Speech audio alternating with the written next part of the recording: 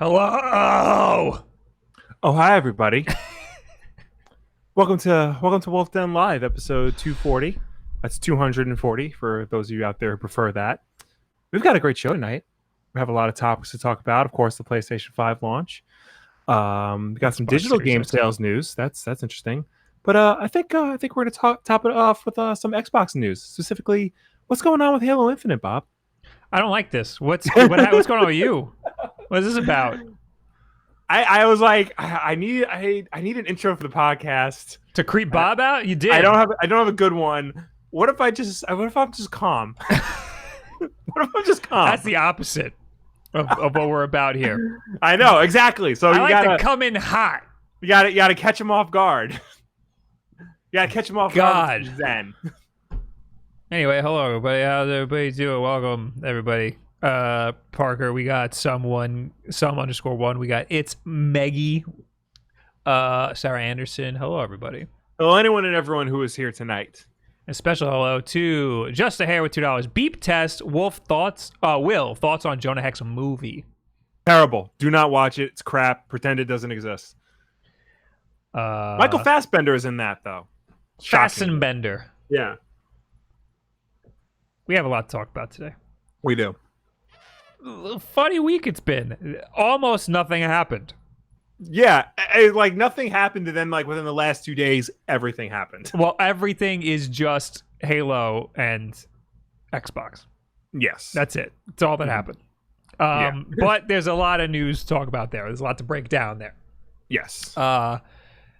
So Halo Infinite has been delayed. Yeah. That's it. It's been delayed till 2021, which whenever I hear about a game being delayed, I think, okay, better late than never. It's better to take your time on the game so that the developers don't have to crunch and whatnot. It's probably better for everybody. It's better to have a late game than a bad game. Yes. But in this case, this was the Xbox Series X launch title. This was the thing to sell the console. This was the game for the Xbox Series X. Halo and Xbox go together like Mario and Nintendo. If you can't have the system launch without having their mascot, and they're doing exactly that. Without having a mascot, I will say. Right. True, yeah. Although I love the GameCube. Pissed as all hell there was no Mario game on that. There was a Luigi game though. They're like close enough. Yeah, no, I was a pissed off little kid. Here we got the statement from 343 Studios. Shall we read the whole thing? We'll read like the important bits. What are the important bits, Will? Today I wanted to share, this is from studio head Chris Lee. Today I wanted to share an important Halo Infinite development update with the community. We have made the difficult decision to shift our release to 2021 to ensure the team has adequate time to deliver a Halo game experience that meets our vision. The decision to shift our release is the result of multiple factors that have contributed to development challenges, including the ongoing COVID-related impacts affecting us all this year. I want to acknowledge the hard work from our team at 343 Industries, who have remained committed to making a great game and finding solutions to development challenges. However, it is not sustainable for the well-being of our team or the overall success of the game to ship this holiday. All right, so we've seen a lot of delays this year, obviously, because of the pandemic and whatnot. I saw some people. So this was all over Twitter when I woke up on Monday, probably at like 5 o'clock in the afternoon.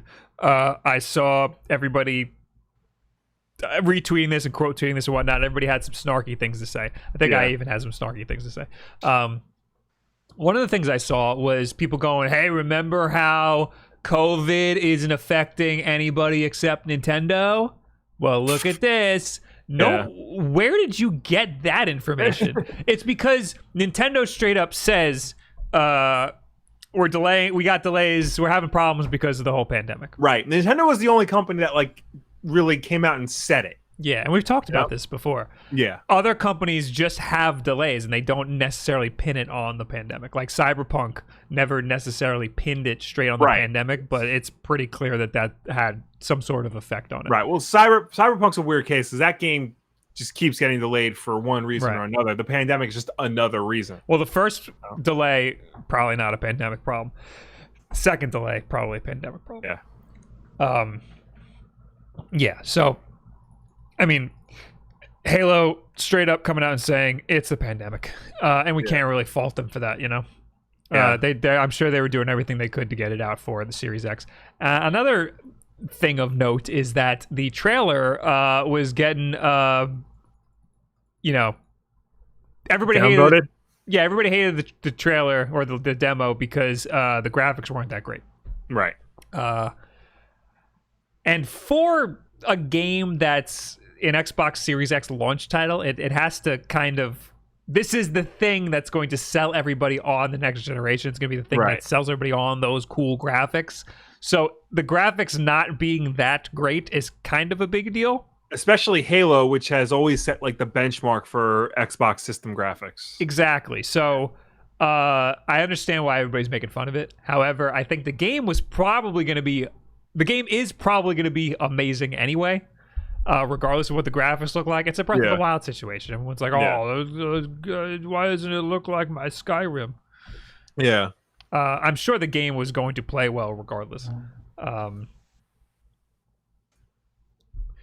Yeah, so I think it might have ended... It could have ended up being a Mass Effect Andromeda situation where... Oh, yeah. Everybody makes fun of like the facial animations. Oh, look at this one part of the trailer. It looks really bad. And then the game comes out and that's all people can think about. And then they just downvote it to all hell.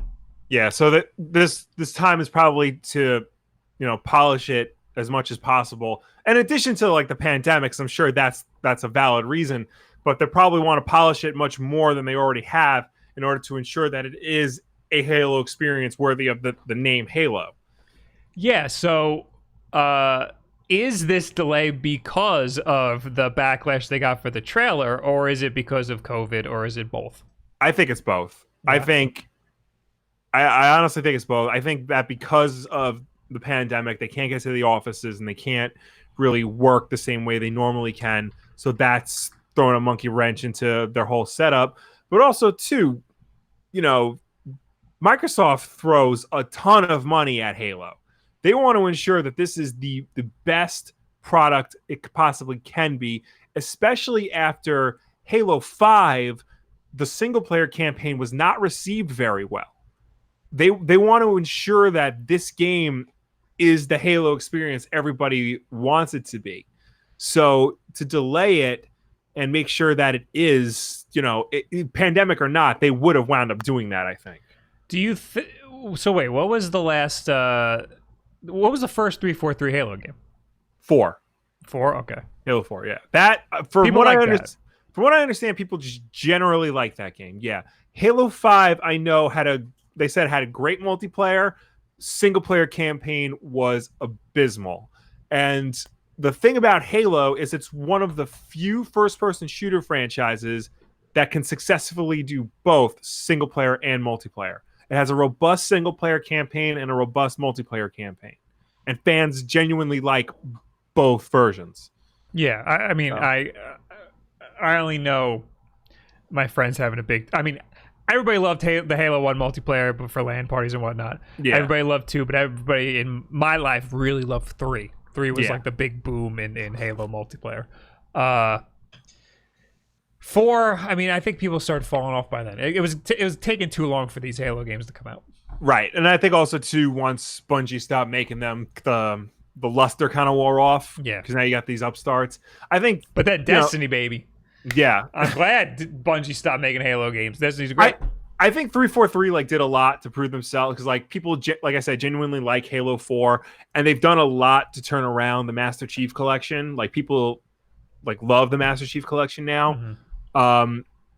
But yeah, 5 was a disappointment for many people, and I think they just want 6 to be, you know, Halo back when it first came out, or when Halo 3 came out, the big ass event that everybody like lines up outside of Best Buy for the midnight release and things like that. I think a problem with that is that Halo set such a high bar for first-person shooters, and they kind of paved a way for first-person shooters on consoles.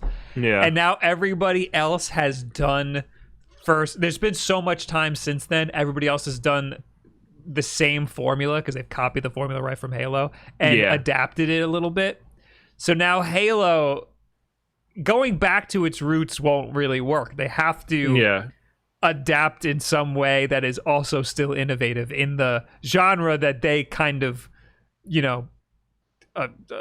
like defined. Yeah. So that's not easy. Yeah. So I understand why like 5 might have fallen off for people, especially because it's a new studio. Yeah. A new studio working on a genre-defying game that they had no business working on. So, but anyway, I mean, the trailer looked great. I think the game's gonna be great. I don't know how I feel about grappling hook, but I'm sure it'll play just fine. I don't know. To me, the gameplay demo didn't, aside from the grappling hook, it didn't do a lot to differentiate it from previous Halo games. They showed like the map that it was more open, but aside from that, the moment-to-moment gameplay still just looked like a regular Halo game. I'm sure that might be what most people want, but to a casual Halo player like myself, I saw no difference between that and the 4 games I own in the Master Chief Collection. Right. So they need something. I guess they need to do more to wow, because Halo is the game for everyone. So they need to do more to wow everyone and not just, the people who play every version of Halo every time it comes out. It's a really hard balance between what makes Halo Halo and what can we do to push it forward. And sometimes, I mean, they have to keep a lot of it there, but then sometimes they make the push forward and it's a misstep. Like, what if the grappling hook ends up being a bad idea? Yeah. Well, anyway, everybody hated the graphics, and here's Craig. This is a brute that is from one of the screenshots that they used as a PR piece, I think. Like, I don't think this is just... Oh, let me make sure I'm not talking out of my ass here. Is this in the keep? No, I just looked this up. Okay. I remember seeing it on Halo's Twitter account, I believe, right after they posted screenshots. Yeah. Like a 4-tiled screenshot. And I believe that this was one of them, was it not? Oh, yeah, I recognize that. Craig. Yes. I remember it being a screenshot, but I want to make sure that I'm right about that, because this would have been them trying to show, hey, look at how good our game looks, and it clearly is like not that great of a model there. It's just a Halo brute. Yeah. But the internet took it and was like, hey, here's Craig. Just a bad looking Halo brute. Yeah. I can't find the tiled pictures of the tiled screenshots I'm thinking of. But anyway, here's Craig. Here's some memes. Yeah. Here he is. Here he is as the Majora's Mask moon. Here he. Oh, this is a picture of that Jesus painting that woman painted over. Oh yeah. And it says Bungie, and it's the normal painting, and then 343 Studios, and it's the garbage looking one. Poor Here he is with the banana. I don't like that one. Oh, this is a good one. This is Thanos, PlayStation 5. Craig, Xbox Series X and Game Pass. Yeah, that's also not good, especially when your direct competitor is releasing their new video game system around the same time as you, and your top tier game, your franchise, the franchise for your company, doesn't look up to snuff. Well, we'll get into that, but true. What's PlayStation's industry leader? What's their what's their flagship title for this PlayStation 5 launch?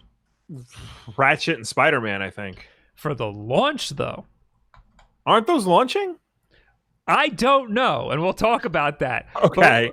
But all right, here's the thing: PlayStation 5, they had their little showcase with all the PlayStation 5 games. Yeah. Most of those games were multi-platform games. Right. In fact, the first one they showed was Grand Theft Auto 5, which came out 2 generations ago by now. Xbox Series X, their little showcase they had was all games coming to Series X, and all of those games are part of Game Pass. Yes. So they had a lot more stuff packed in there. However, all I care about are the launch titles. Right. As of right now, anyway. Also, right after 343 came out and said we're gonna have to delay Halo, well, actually, within hours of them saying that, Microsoft put out a little blog post. Yes. They said, because they knew, because everybody was like, all right, if Halo's getting delayed, what does that mean for the launch of Series X? And Microsoft, or news.xbox.com, straight up said Xbox Series X launches this November. They're doubling down. They're still going. We're steamrolling ahead. You're not getting Halo, but we're still coming out. So it's launching now. Yeah. Xbox Series X launches this November with thousands of games spanning 4 generations. I mean, there's a good way to get people to buy a system, and that's to promise a lot of games. And if you're tapping into your entire back catalog, or at least a majority of it, that looks good. I don't think this is the way. we'll get into it. We'll see what the article says, and then we'll talk about it more. Today we announced updates to Halo Infinite's launch timing. Our vision at Xbox and 343 Industries has always been to deliver the most ambitious Halo game for our fans, while also balancing the team's well-being. I think that's very smart, and I think that's very good of you. To do that, we will need some more time to finish the critical work necessary to launch Halo Infinite, which will come in 2021. Craig's got to take a little nappy poo, and he'll be back in 2021. He'll be well rested. We have plenty to keep you busy until Chief arrives. There will be thousands of games to play spanning 4 generations when Xbox Series X launches globally this November, and over 100 optimized for Xbox Series X titles built to take full advantage of our most powerful console are planned for this year. Oh, okay.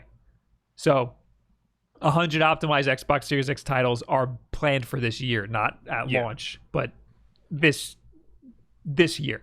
2020. And with the brand new console features like hardware accelerated DirectX ray tracing, frame rates up to 120 frames per second, faster loading times, and quick resume for multiple games, playing will look and feel better no matter which games you choose to play on day one. Bullet point: more than 50 new games planned for this year across generations and optimized for Xbox Series X, including Assassin's Creed Valhalla, Dirt 5, Gears Tactics, Yakuza Like a Dragon, and Watch Dogs Legion. With smart delivery, you only have to buy these games once to play the best version for your console across generations. Bullet point: new games developed for Xbox Series X and launching with Xbox Game Pass, including exclusives like The Medium, Scorn, Tetris Effect Connected, and more. I'll note that those, I'm pretty sure, are the only 3 launch titles confirmed, and then the end more is just whatever. Yeah. Bullet point: more than 40 popular games newly optimized to take full advantage of Xbox Series X, such as Destiny 2, Forza Horizon 4, Gears 5, Ori and the Will of the Wisps, Madden, NFL 21, and more. A shared library of great games through Xbox Game Pass. Play thousands of games across 4 generations of content. That's it.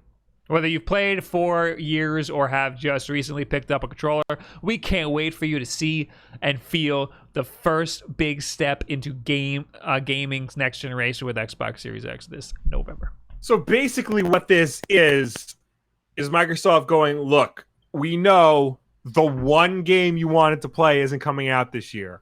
But don't worry, because we're overcompensating with all of these other games. Some of them you might already own.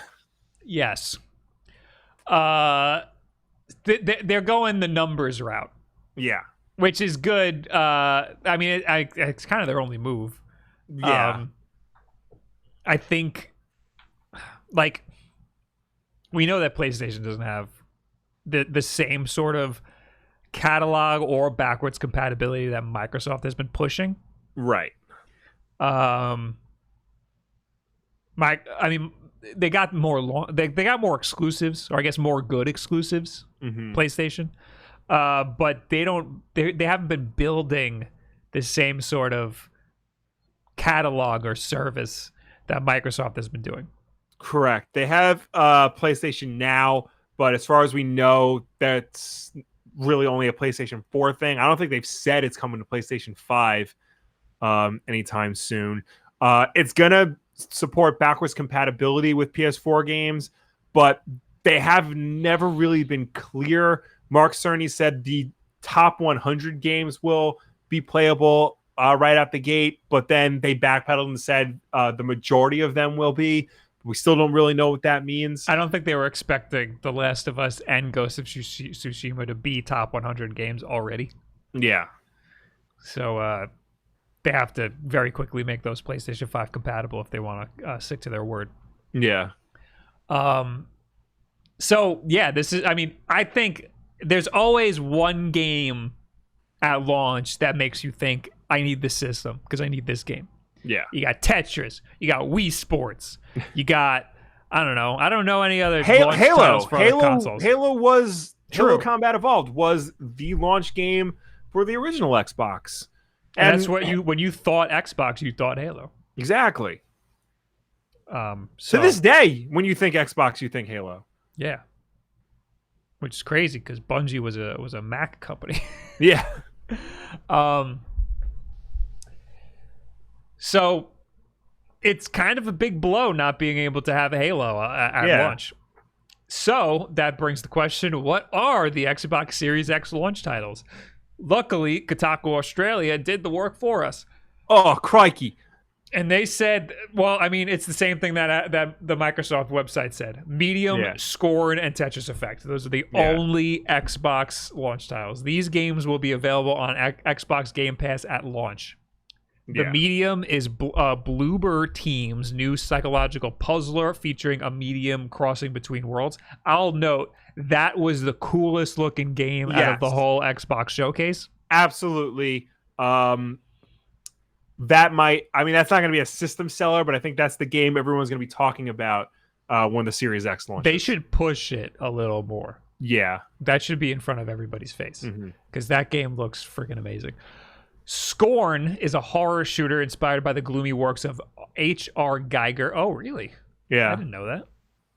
And Tetris Effect Connected is a multiplayer expansion for hit puzzle Tetris Effect. That game's going to be good. Everybody loves Tetris Effect.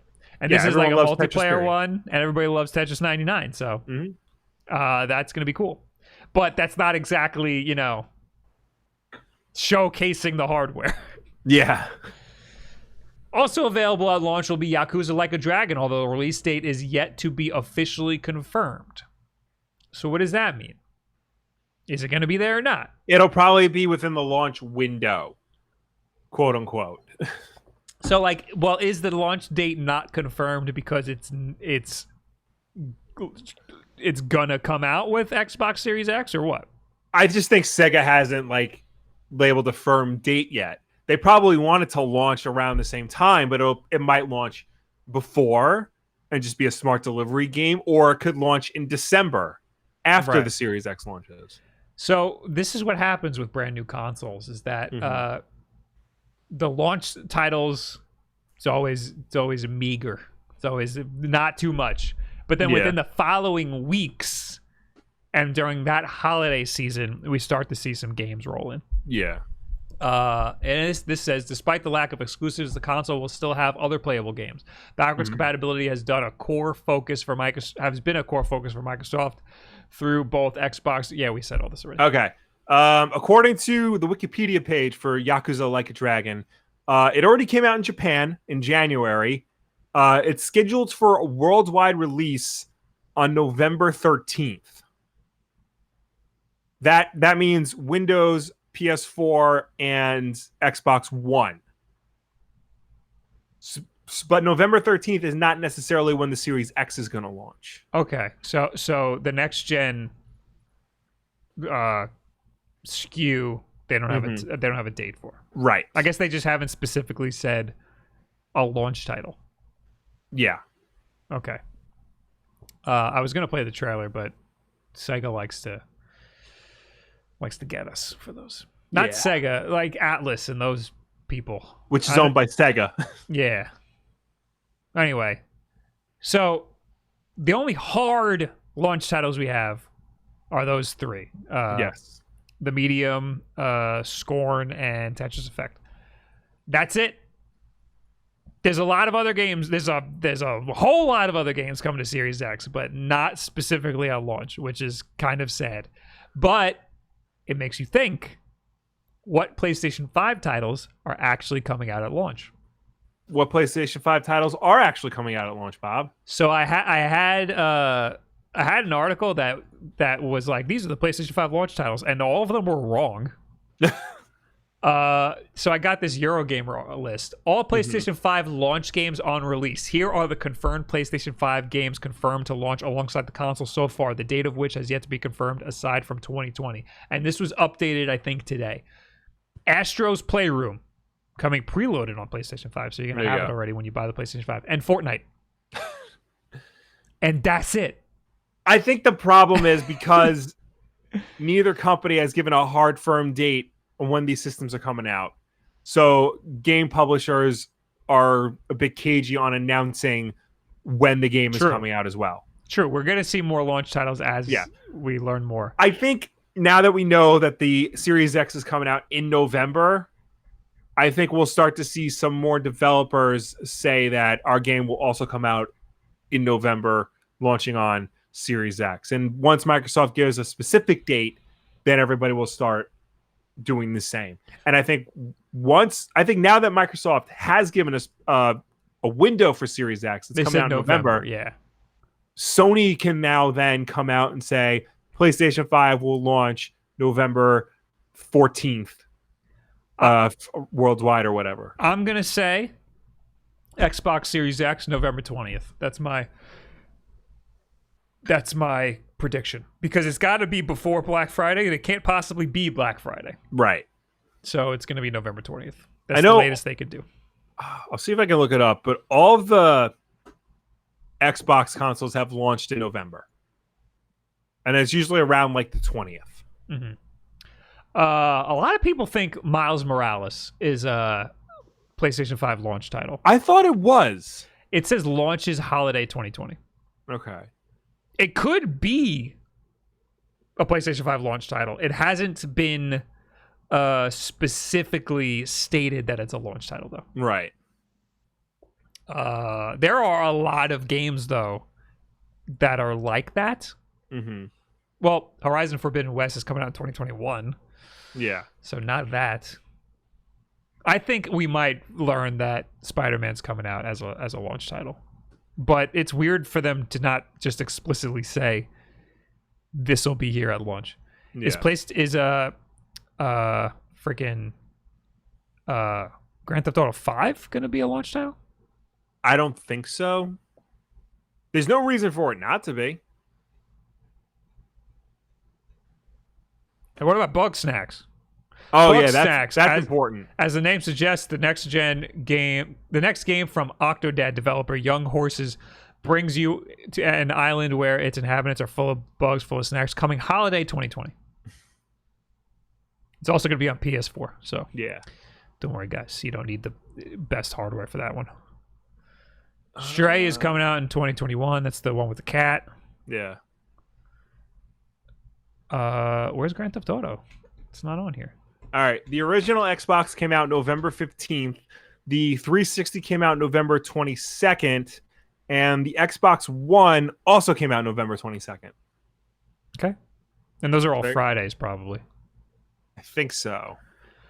So Grand Theft Auto 5, a next-gen version of Grand Theft Auto 5 and Grand Theft Auto Online, will offer a range of technical improvements, visual upgrades, and performance enhancements when it launches in the second half of 2021.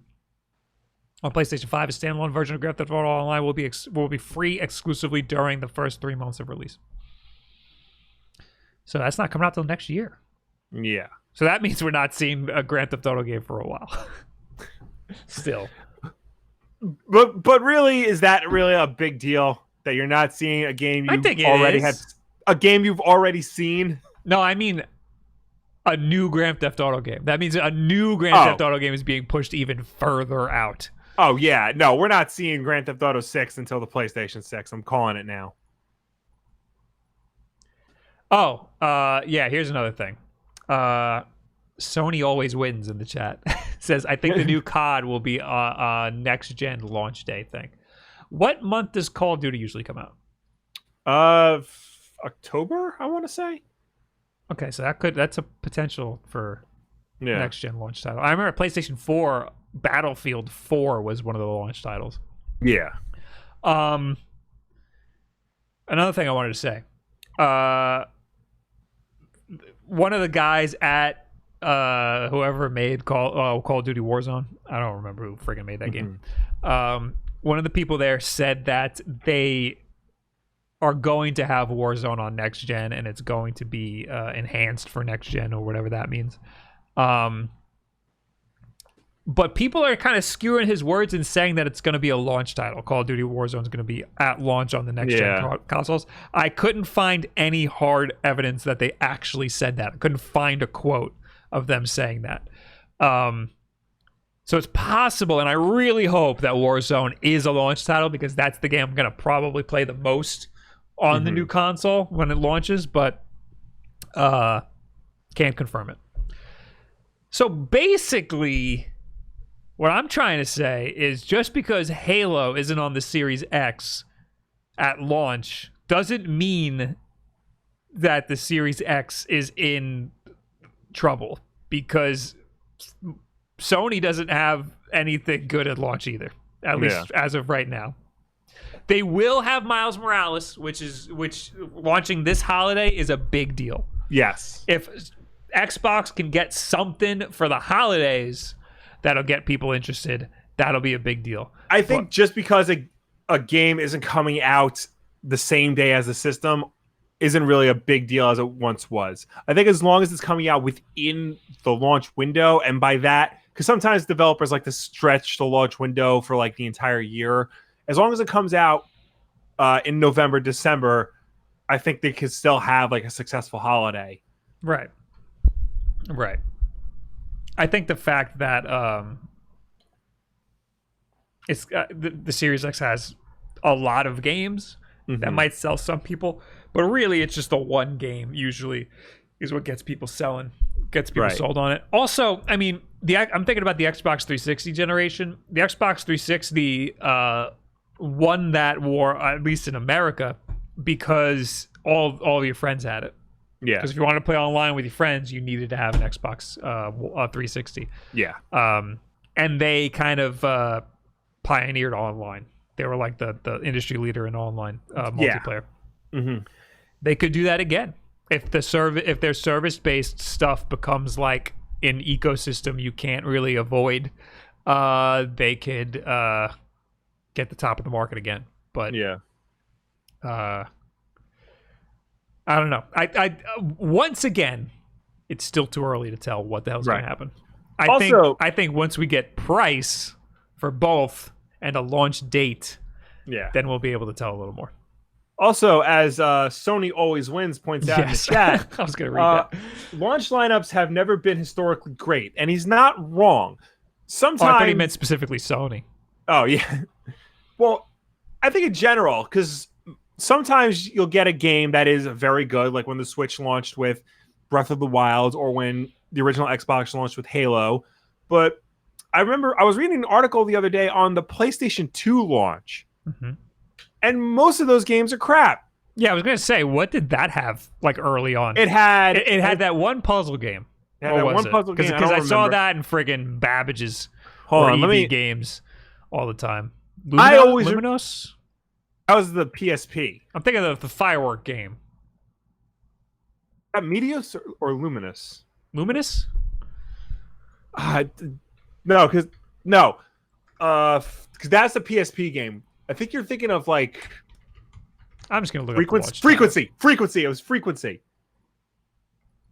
I don't remember that. I'm not wrong. Fantavision. That's what I meant. I meant Fantavision. Yeah, Fantavision. Yeah, because I'm thinking of because that's from.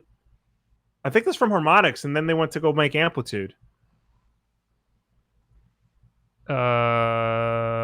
Doesn't say. Yeah, this is the one. This is the one I saw in on all the kiosks. Yeah, for PlayStation 2. This was beautiful back then. I was like, Yeah. wow, look at all these graphics. Now it looks horrible. Time Splitters 1 was a PlayStation 2 launch game. Nobody remembers Time Splitters 1 though. No, I only remember Time Splitters 2. Yeah. There's a lot of games here, though. Yeah, it's These are a lot of games. Armored Core 2, Dynasty Warriors 2, which I remember playing. The original Unreal Tournament? No. Yeah, that's what it says, according to IGN. Oh, wow. I remember playing Dynasty Warriors 2 at the demo kiosk at Nobody Beats the Wiz. That's how old we're talking here. ESPN Winter X Games Snowboarding, Eternal Ring, Evergrace, Fantavision, as we've established. There's a lot of games here. Yeah, Kessen. I remember the box art for Kessen. Never seen what that game actually looks like. SSX was one of them. Yes. Oh, yes. That's a great game. I'll note, though, none of these games are like that great. Yeah. There's no like 9 out of 10s on here. Yeah. I mean, maybe SSX, yeah. Well, SSX was good, but the problem is then you had SSX Tricky and then SSX 3. Much better games. Time Splitters might have been good. Time Splitters 2 was one of the best games of that generation. Right. So, yeah, all of these games are like Ridge Racer 5. I'm sure that's nobody's favorite Ridge Racer. Street Fighter EX3. Again, nobody's favorite Street Fighter. So what made PlayStation 2 appealing to so many people at first? I think it was price and the DVD player. Forgot about that. Yeah. That's the thing. Like a lot of these systems, it's not the launch lineup that does it. It's some other factor. Here you go, baby. It does it. Have 4K Netflix, part of Game Pass. And then you pay a little bit extra. That's what you do. There you go. Sell like hotcakes. Yeah. Netflix will never go for that, though. Because the 360, in addition, the reason why it was the game system all your friends had was because it was cheaper and because they sold a much better online experience. I got a question for you, Will. You know a lot about these services. How come my Spotify comes with a bundle with Hulu? Probably because Spotify worked out a deal with Hulu. They should do that with Game Pass. I'm sure they could. That would be it. That would be like putting a DVD player in the console. Yeah. I think Spotify right now, because my Xbox Music no longer exists. It just links to your Spotify. And PlayStation Music no longer exists. It just links to your Spotify. Right. So I think there would be it would be like a weird legal thing. Because if Microsoft was able to get Spotify on their system, Sony would have to team up with Apple Music or YouTube Music or someone else. And neither one of those is as popular as Spotify is. So that could actually be a favor in Microsoft's side if they did that. So, Will, I was on the Fanatics 4 podcast called Directly to You a few weeks ago. And we did a fun little game where we ranked the launch lineups for all of the Nintendo consoles. Okay. You will be surprised how many great launch titles there were for the Game Boy Advance. There was like, I know a handful of them off the top of my head. There was Super Mario Advance, which is debatable if you consider that great because it's Mario 2. Yeah, that's... No. Or Doki Doki Panic if you're Bob. Castlevania Yes. Circle of the Moon is a great game. Yes. It has like a 90 something on Metacritic. It's better now because you can play it on GBA screens that you can actually see. Because the big criticism of that was the graphics were so dark, you couldn't really see it on the Game Boy screen. But true. you play it now on a backlit GBA, and it looks fantastic. Tony Hawk 2 launched on the GBA, and everybody loved that version of the game. I'm looking at, I think the original. I think it's the original Tony Hawk, but it's still everybody loved it on the GBA. It was Tony. It was definitely Tony Hawk 2 because I remember a friend had it. Well, IGN says otherwise. IGN are liars. But they also don't have Castlevania on here. Yeah. So I think they're wrong. They are wrong. It's Tony Hawk 1 and 2 came out on the Game Boy Color. This article's from 2001. Yeah, there you go. Tony Hawk 1 and 2 came out on the Game Boy Color, which we had. Neither one of those are good. And then Tony Hawk 2 onward was GBA. I think the first Tony Hawk came out on both. It didn't. Here's a new article. Game Boy Advance. Tony Hawk 2, you're right. IGN's wrong. There you go. Don't ever question me again. But that's rated really high on Metacritic, like surprisingly high. No, it is. It's shocking how well reviewed those games were on GBA. Also, F-Zero Maximum Velocity. F-Zero Maximum Velocity. I'm trying to think. Rayman. Rayman, yeah. Fire Pro. I'll just read them. Army Man Advance, Choo Choo Rocket, Dodgeball Advance, F-Zero, Fire Pro Wrestling, Fortress, High Heat Baseball, Iridion 3D, Pitfall, The Mayan Adventure, Rayman, Ready to Rumble, Boxing Round 2, Super Mario Advance, Tony Hawk Pro Skater 2, Top Gear GT Champion, and Tweety and the Magic Jewel. And that's it. And then Japan got Kuruian and Napoleon. Yeah. Anyway. I mean, at least when you see Nintendo, you see one super amazing game that everybody needs to get the console for, and then a bunch of crap. Yeah. Or in the case of the Nintendo 64, literally one super amazing game that at all. Yeah, period. and then Pilot Wings. Yeah. And everyone's going to be like, oh man, but Pilot Wings 64 was very good. Yeah, but Mario 64, Pilot Wings. There's literally 2 games. Yeah. And obviously you're going to get the Mario one. The 3DS had almost nothing. It had literally just Pilot Wings Resort, and you know what? That game got a bad rating, but I freaking loved that game. I thought that game was awesome. So, stuff like that, like with the Game Boy Advance, there was none of those games were like, I mean, those games were great, but none of them were like, I need to get this console to get this game. Yeah. It's just that it was called the Game Boy. So everyone's like, oh, I need this for the brand recognition. The Game Boy Advance, so you knew it was the next version of the Game Boy. In terms of PlayStation, everybody's buying a PlayStation 2 because it's got a DVD player in it. Yeah. So, it's possible that the service is the reason why everybody's going to get one of the consoles this generation. Unless Sony really knocks it out of the park with a great launch title. Like, for example, Spider-Man Miles Morales. Right. Also, neither console has announced the price. And they're both waiting on the other company to announce it first so that they can come in and offer it at $100 less. Yeah, I think that's also going to be a big deciding factor, depending on how big the difference is. Who do you think is going to cave first? I think Microsoft knows. I think Microsoft's confident. I think Microsoft knows this is all we can, this is as low as we can do, and we did a good job. I think Sony is the ones that are afraid of announcing the price. Right. So I think Microsoft is going to announce the price when they're good and ready to. I think that Microsoft has a date. They're like, this is the time. And Sony is like, we're still waiting. We're still waiting. So anyway, again, we have no idea what's happening with these consoles still, even though we got like 2 months.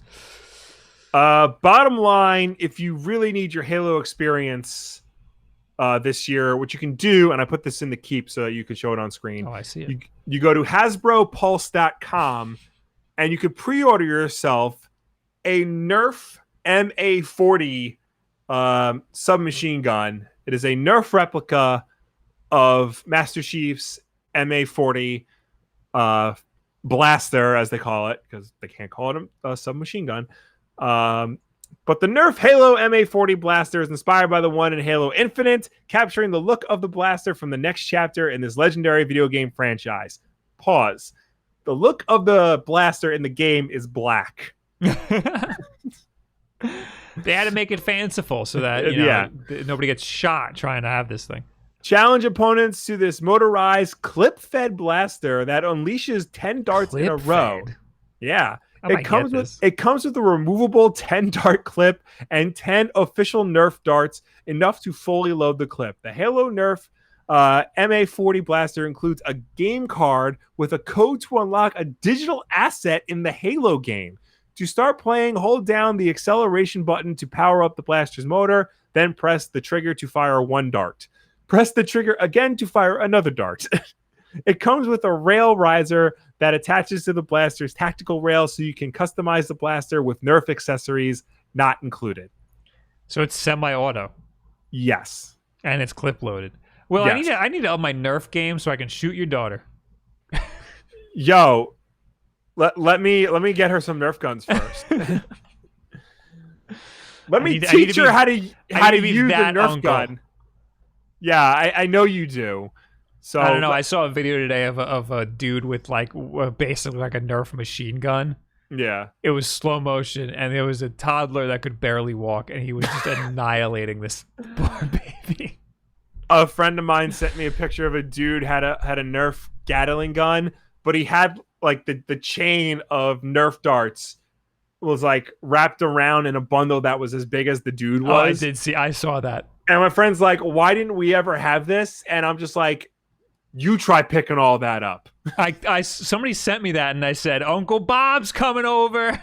This is only $50. That's not bad. It's not bad for a motorized, specifically Nerf gun. And those licensed. Can get fairly expensive. And licensed. Yes.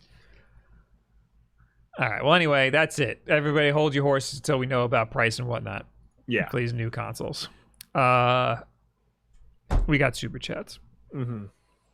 Hytham G, $10. What does this mean for Xbox Series X without Halo as their launch slot? We just said all this. And in the future, could Microsoft do more collaboration with Nintendo while focusing on Xbox things and have some sort of the Xbox games on Switch and PlayStation?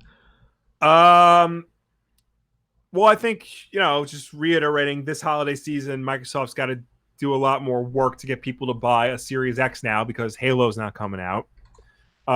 In terms of collaborating with Nintendo, that has to be on pause right now. They want to sell Series X's, and they just lost their golden ticket for the launch window. So I'd imagine that any partnership with any other platform, aside from Windows, obviously, is on pause until they can get enough people buying Series X's, or they see how many people have bought Series X's. I think I think Nintendo is not willing to work with anybody right now. Well, let me rephrase that. Nintendo is not willing to put their IP anywhere right now. They're perfectly comfortable being exclusive to the Switch because it's working out really, really well for them. Yeah. Microsoft seems to be cool putting things on whatever. Mm-hmm. I think right now they need some exclusives like Halo for their new console. Mm-hmm. But I think there's nothing wrong with xCloud going to other freaking consoles. I don't think there's anything wrong with that. No, but again, they want to sell it as a Microsoft thing. So they're pushing it for Android. Mm-hmm. But I guarantee you they'll be pushing it for Xbox and Windows PC very soon. Whether or not they extend to Switch, let's say, that all depends on how it does on the other platforms. I think Nintendo might have the same problems that something like Apple had, where the terms of service is like wonky. But Nintendo doesn't seem to really care about the eShop. No, They just yeah, let no. everything in. Nintendo seems to be much more open to things like that now. So, I put it to you this way: Nintendo, for their own titles, if you're online, you want to use voice chat, you have to use their stupid ass phone app. Yes. But everyone else doesn't have to. They can just plug a headphone into the console itself. Yeah. And people forget about that. Yeah. People forget that that's a thing. And by people, I mean Nyko and other third-party hardware people. Yeah. Maka in the chat says Hyperscape on PS4, and it's not bad. I forgot. I mean, I knew it was coming to console, but I forgot that it's soon. It's there. It's on PS4. Yeah. I can't log into my PS4 account anywhere ever but my PS4, so I'll download that tonight and see how it is. Maybe I'll stream it tomorrow. There you go. I've never touched the game, but I've wanted to try it. That and I want to try Rogue Company, but I have a code, but I don't like that it's paid right now. It's the paid beta, and I hate that. I'm kind of like purposely boycotting it because I think that that's stupid. Yeah. Anyway. Oh, also news on Rogue Company. Dr. Disrespect is making a map. He used to be a level designer for Call of Duty. Right. He said, "Let me make a level for you guys," and they said, "All right, you have 24 hours. Make a map." And he did. Yeah. And it looks pretty cool. And they're like, "Okay, now you have a week to model it." And he's like, "Okay." Damn. So he's actually gonna do it, and he's actually might have a level in Rogue Company. Also, I watched Dr. Disrespect today play Fall Guys. Yeah. It's really hard not to call it Fallout Guys. And I was expecting him to absolutely hate that game, and he actually enjoyed himself. Really? Even though he yelled the whole time. Anyway, $5 from Moldovan Navy. Moldovan Navy. You had as much trouble as I did. I want to put that. I did. Keep up the good work. Thank you. Thank you. We will. 2 ruples from Mario Pereira. Sure. New game, PS4, Switch, and Xbox called 112C. Damn it. They got us again. Yeah. Okay.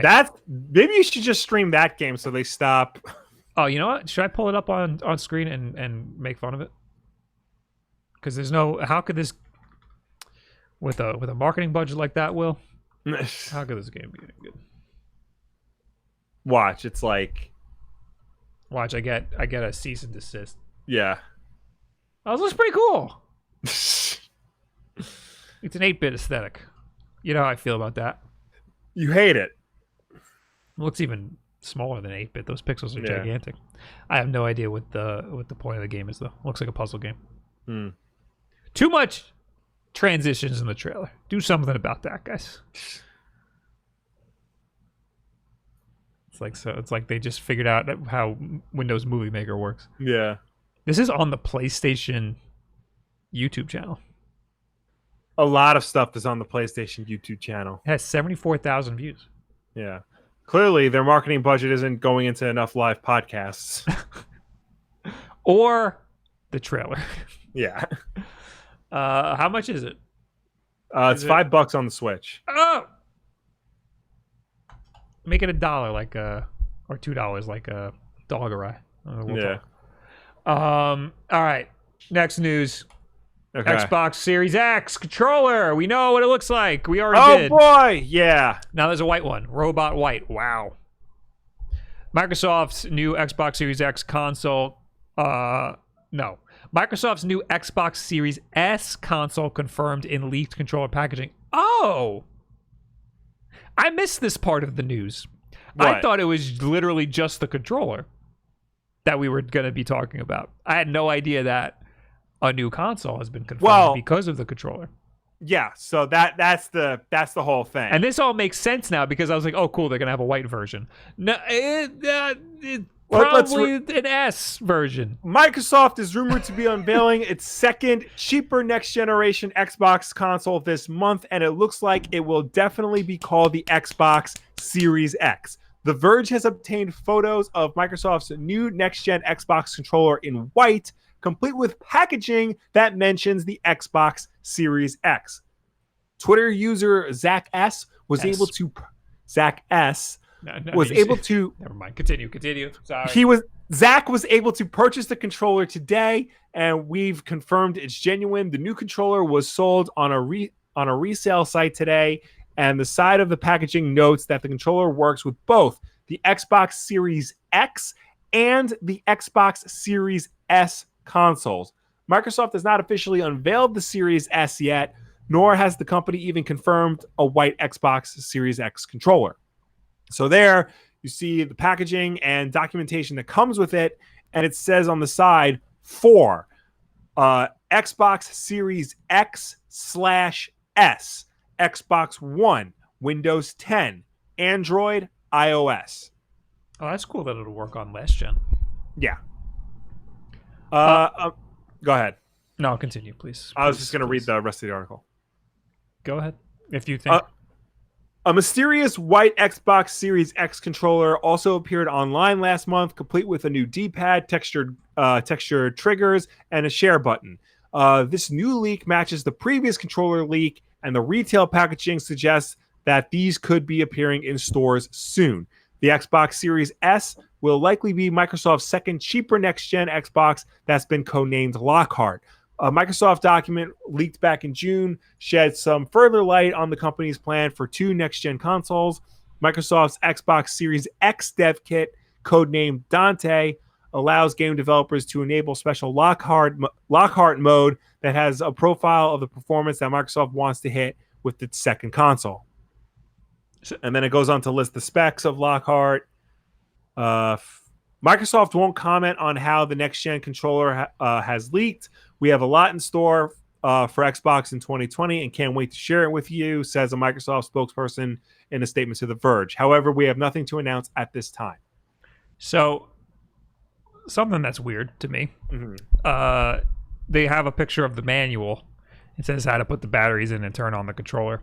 Right. And then it tells you how to power on an Xbox Series X, an Android phone, and a laptop. Why wouldn't they put a little design of the Series S? That seems weird to me. Unless the Series S looks very similar to the X. It would have to look the same. I think it sounds to me like this month they're going to announce that the S exists, but they're not going to announce what it looks like or anything, and it's not going to come out till next year.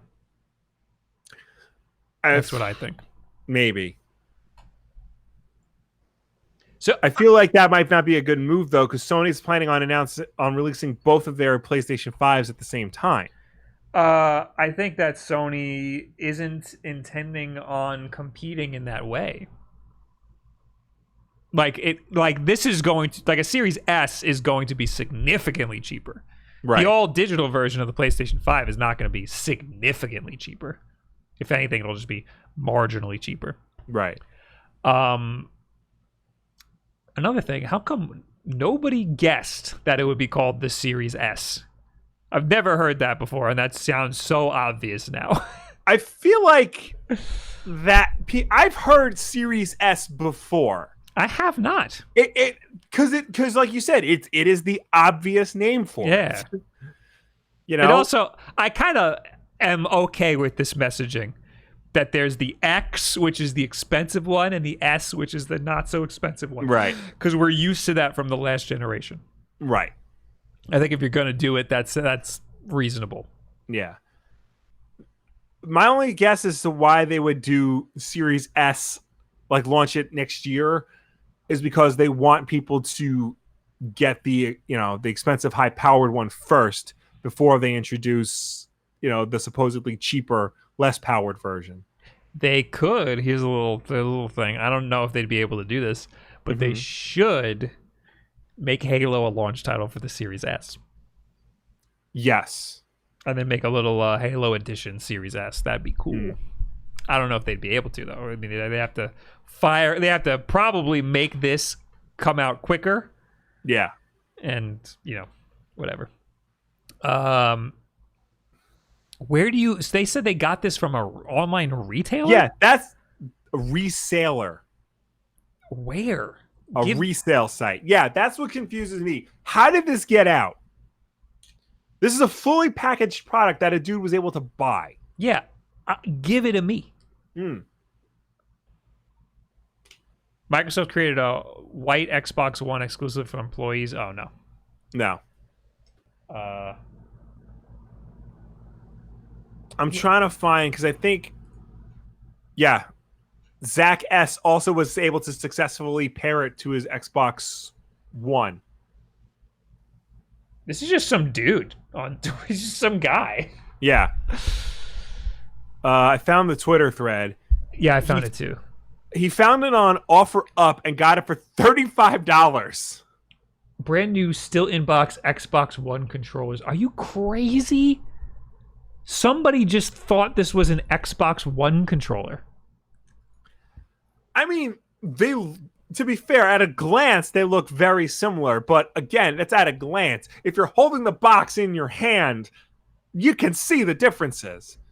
The box clearly says, well, it doesn't clearly. It just says Xbox on the front.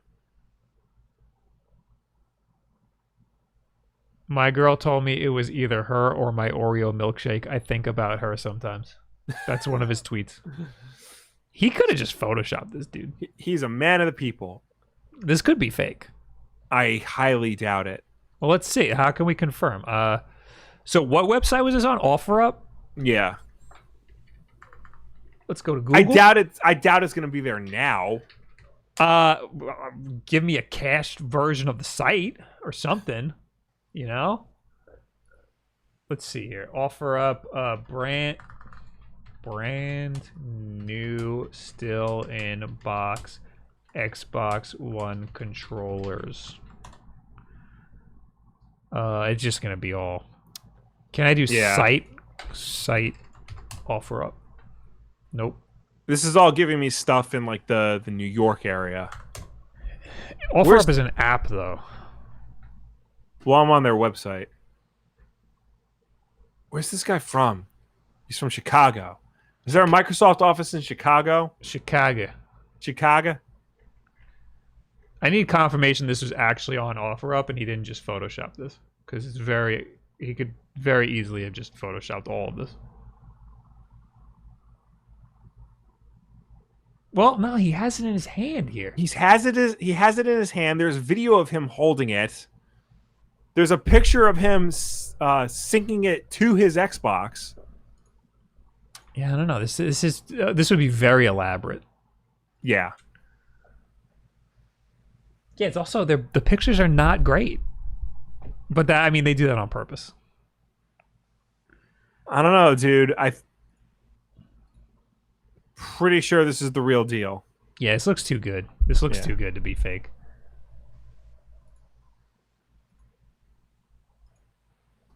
That's so. In order for somebody must have like stolen that from the Microsoft Office or whatever, and just put it on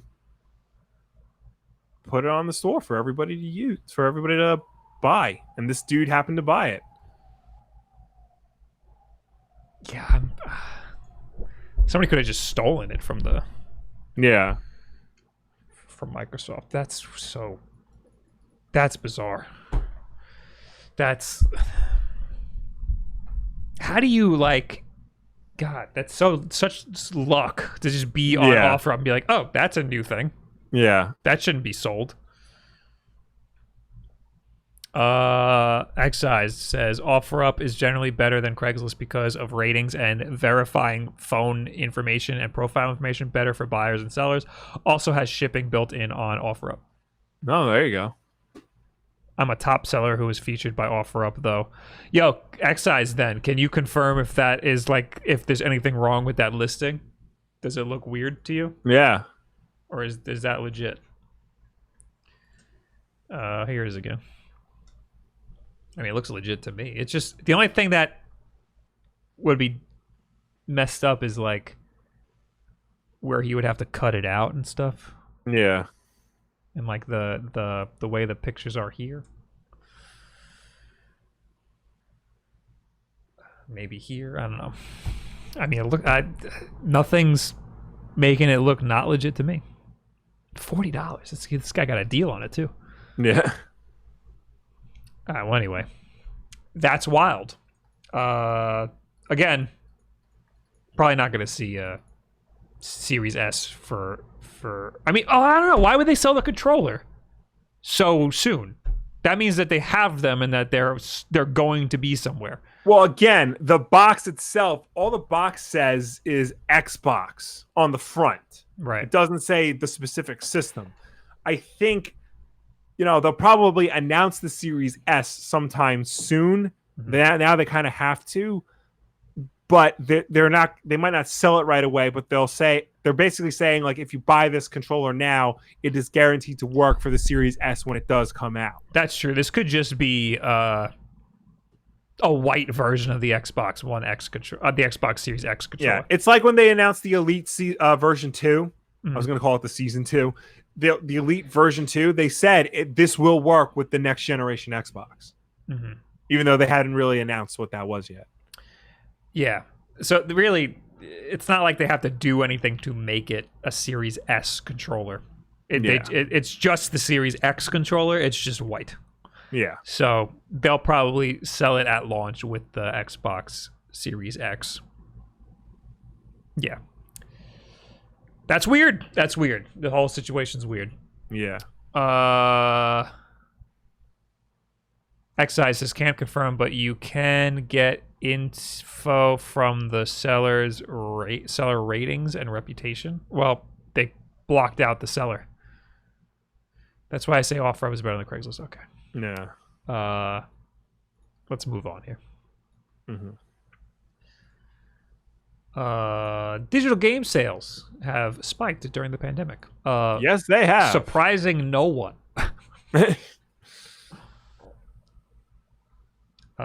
Console video game sales will be a majority digital marketplace when the next generation launches in a few months, and the novel coronavirus carried them over that threshold. That's the inescapable feeling after video gaming's major publishers touted huge surges in their installation bases and online sales, full copy games, as well as microtransactions during the first full quarter of the lockdown lifestyle that the COVID-19 pandemic has imposed on much of the world. The implication is clear. Video game fans stuck at home with the ability to make one-click purchases for entertainment to pass time will do so in amounts up to the price of a full game. And although the transition to online storefronts and digital purchases has been the expectation and the trend for years now, it's still a milestone worth pointing out, as Daniel Ahmad, a senior analyst for the games research firm Nico Partners, did on August 3rd. I didn't know he worked for Nico Partners. Well, now we do. He tweeted, EA said that 52% of its console full games unit sales in the past 12 months were via digital download. For reference, Take-Two says its ratio was 55% for the fiscal year 2020. Sony said that 51% of games sold on PS4 in fiscal year 2020 were digital. In other words, we enter next gen with the digital more than 50%, which is more than ever. Yeah. I would expect next gen to be pretty digital just because that's the world we live in. But the pandemic speeding things up is kind of crazy. Yeah, because game players are a little different in that they're traditionally collectors and they like to have the physical media on hand. Also, too, it's good to give a physical gift. Like if you're giving somebody a gift, it's good to actually give them a physical game rather than a download code or whatever. But this is signifying that the tide is finally turning, and it took a dramatic turn rather than a gradual turn that it had been. So I think my next video is going to be on this, going all digital. I always expected to go all digital in the next generation because it's just more convenient. It's a lot more convenient. Yeah. However, these next generation consoles, I'm worried that the hard drive spaces are not going to be big. I think So both systems are going to launch with about a terabyte each of SSD. That will fill up quickly. yes, especially with these new games. Mhm. Also, just to go back, I just got a tweet from. I just caught this out of the corner of my eye. A tweet from Alec is baking, and he says, he quote tweeted this. Can you confirm this is a real Series X controller since you own one? What is this?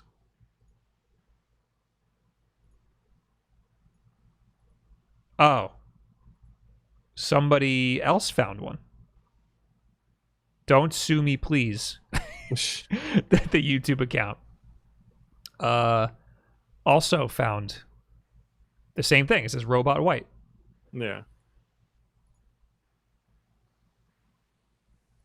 Very interesting. What is that on the right? Did they make a white Elite controller? I think they did.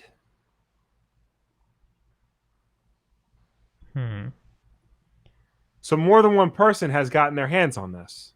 Yes. That looks like, yeah, that's a white Elite controller. Yeah. Okay, yeah, more than one person got their get me my hands on it. I need this.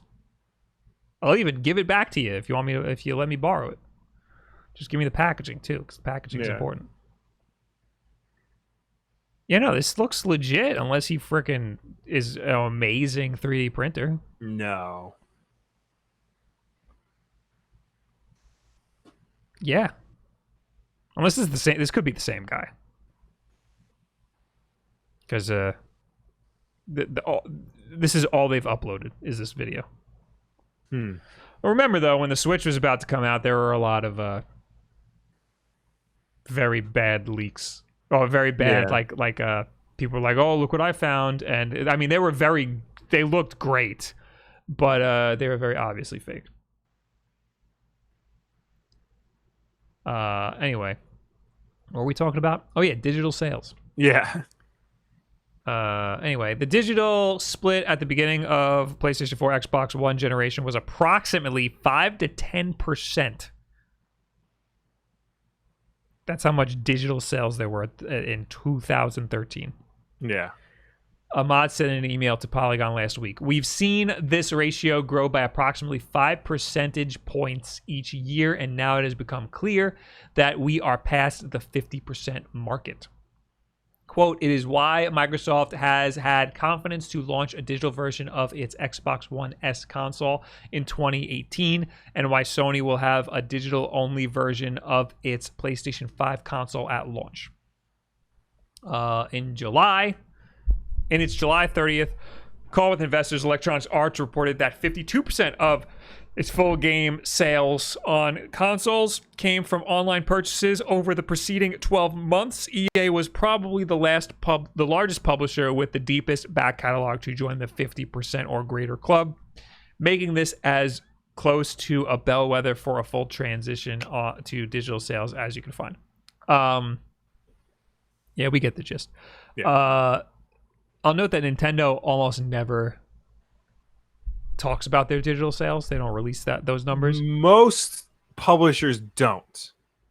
They only really talk about it when there's like actual news about it. Like, Call of Duty actually sold more digitally than it did physically for the first time ever this year. Things like that. Yeah, Nintendo does that too. With their investors call, they say things like digital sales have done impressive numbers. But they don't do specifics though for whatever reason. A little down further, it says Sony also controls the largest digital marketplace for its console games, as does Microsoft with Xbox. So the fact that it makes such a large portion of its sales online probably shouldn't come as a surprise. 3 days later, Nintendo reported yet another quarterly record for digital revenue driven by full game sales. Okay. So Nintendo is even seeing this happen on their end. Oh, and here's another thing that Activision says. As consumers buy media digitally, they tend to not go back to physical purchases. So, I think I'm sticking all digital on my Switch. I love being all digital on my Switch. It's great. I got no problems.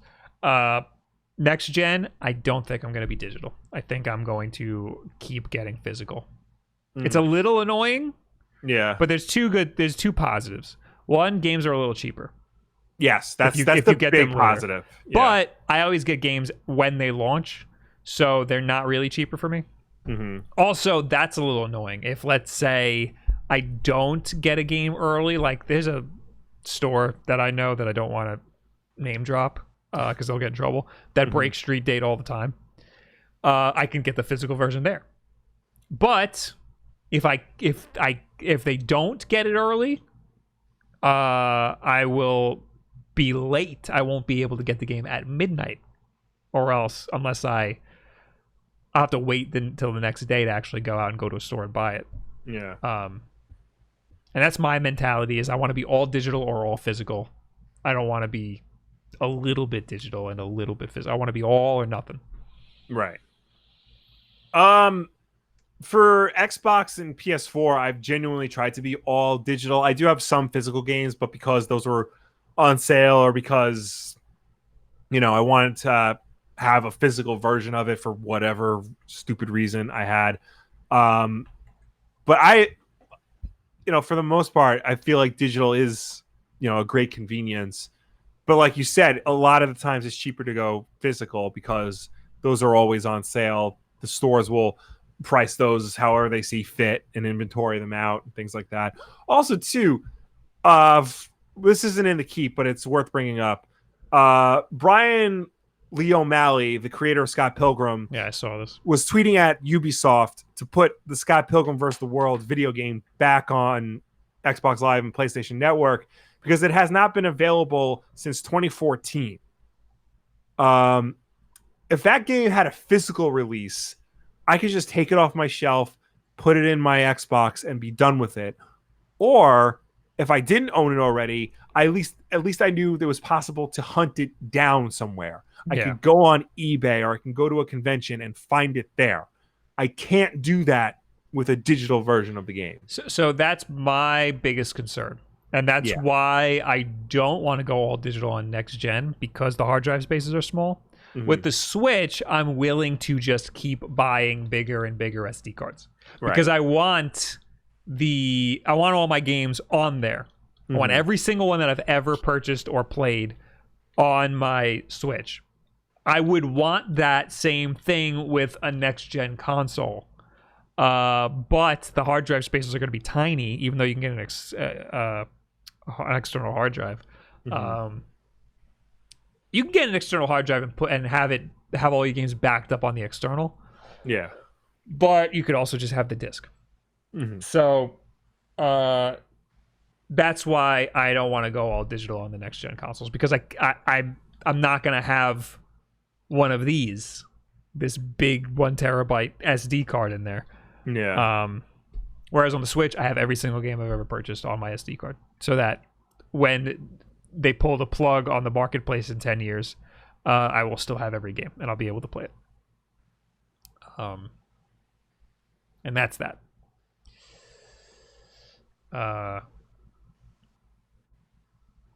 Hey, Chris, thanks for being a member here on YouTube. Oh, thank you.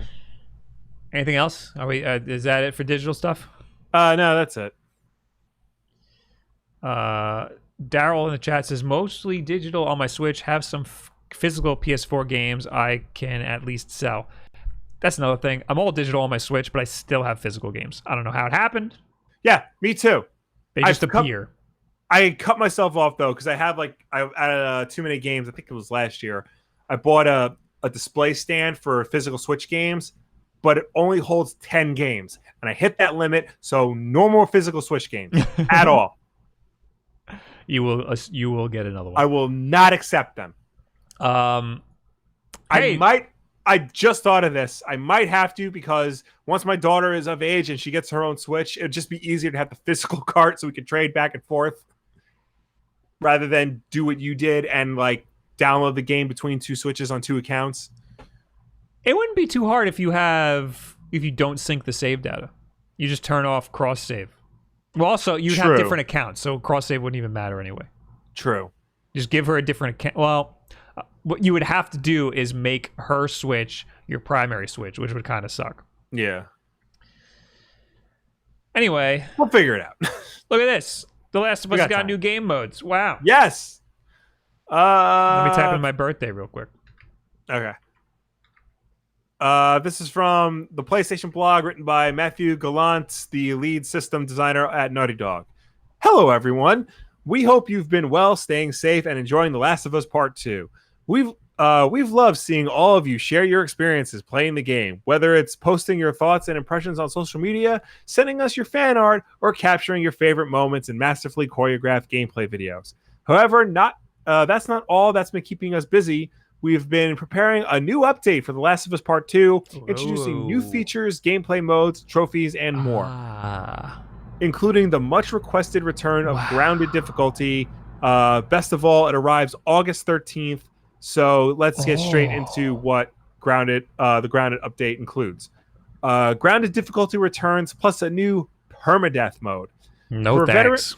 For veteran Last of Us fans, grounded difficulty represents the ultimate test of skill. This difficulty raises the stakes by not only making enemies deadlier and ammo upgrades and crafting materials incredibly scarce, but also removes invaluable tools for survival, such as disabling listen mode, deactivating elements of the HUD, and more. Beginning with this update, Grounded will become one of the base difficulty options available when you start the story, so you won't need to have beaten the game once to access it. So if you've never played The Last of Us 2 before, and you get this game when the update happens, you can just go right into Grounded mode, which is interesting. There's also some wild filters. New graphics modes, I'm sorry. Yeah. Oh, yeah. They don't really show it too much in the trailer. There's this weird one that looks like a heat map. But yeah, for like a second they show there's an 8-bit mode. Yeah, you're jumping ahead in the article, but... I'm just looking at the trailer here. Okay. Should I keep going with the modes and then... Sure. I didn't know it was that one. As an additional layer of challenge, we're also including a brand new permadeath mode with it. With this custom mode enabled, there are no second chances. You must complete the entire game without dying or start over from the beginning. However, if taking on the whole game sounds too daunting, you can choose to enable permadeath mode with checkpoints on a per chapter or per act basis. In other words, if you die at the end of day 1, you will have to play the entire day again. You'll also be rewarded for your efforts. The Grounded update includes 2 new trophies, one for completing the game with any permadeath mode enabled, and another for beating it on grounded difficulty. Don't worry, though. Neither of these trophies will be required in order to earn the platinum.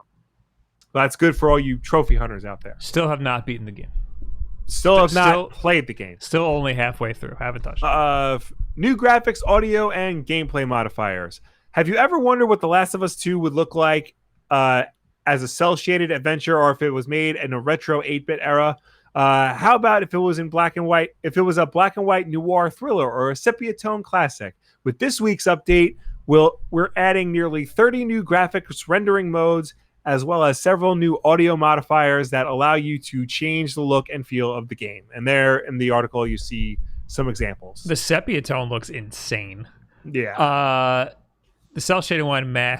The 8-bit one looks awesome, but I understand why they left it out of the trailer, because it breaks YouTube compression. Yeah. It does. It looks horrible on YouTube. Mm-hmm. But they have a Flickr screenshot. A screenshot they uploaded to Flickr, and this looks awesome. This looks really, really good. Yeah. I like this a lot. We're also debuting new unlockable gameplay modifiers like One Shot or Touch of Death that enable one-hit kills or infinite ammo, infinite crafting, or infinite listen mode range to add new twists to gameplay. And then it lists all the modifiers. Mirror World, Mirror on Death, Slow Motion, Bullet Speed Mode, Infinite Ammo, Infinite Crafting, Infinite Melee Durability, Infinite Listen Mode Range, One Shot, Touch of Death, 8-bit audio, 4-bit audio, helium audio, and xenon audio. All of these modifiers can be accessed via the extras menu and unlocked after completing the game. 8-bit audio, 4-bit audio. My God. Alongside these new modes, we're excited to introduce a number of frequently requested improvements to the game, including the option to disable listen mode, adjust film grain levels, additional display options, improvements to accessibility features, and more. Our friends in the speedrunning community, for our friends in the speedrunning community, we've also added the ability to see playtime up to the second in the save menu, making it easier to track and verify your runs. Here's a quick overview of the new features they're going to add with the Grounded update. Saves now display the playtime up to the second. Film grain adjustment option, disable listening mode option, motion sensor functionality, aiming option, throw arc HUD display option, blah, blah, blah. So a lot more options. Yeah. That's awesome that they have this kind of soon after launch. Yeah. They've added a lot very quickly. I'm honestly excited for save games now display playtime up to the second.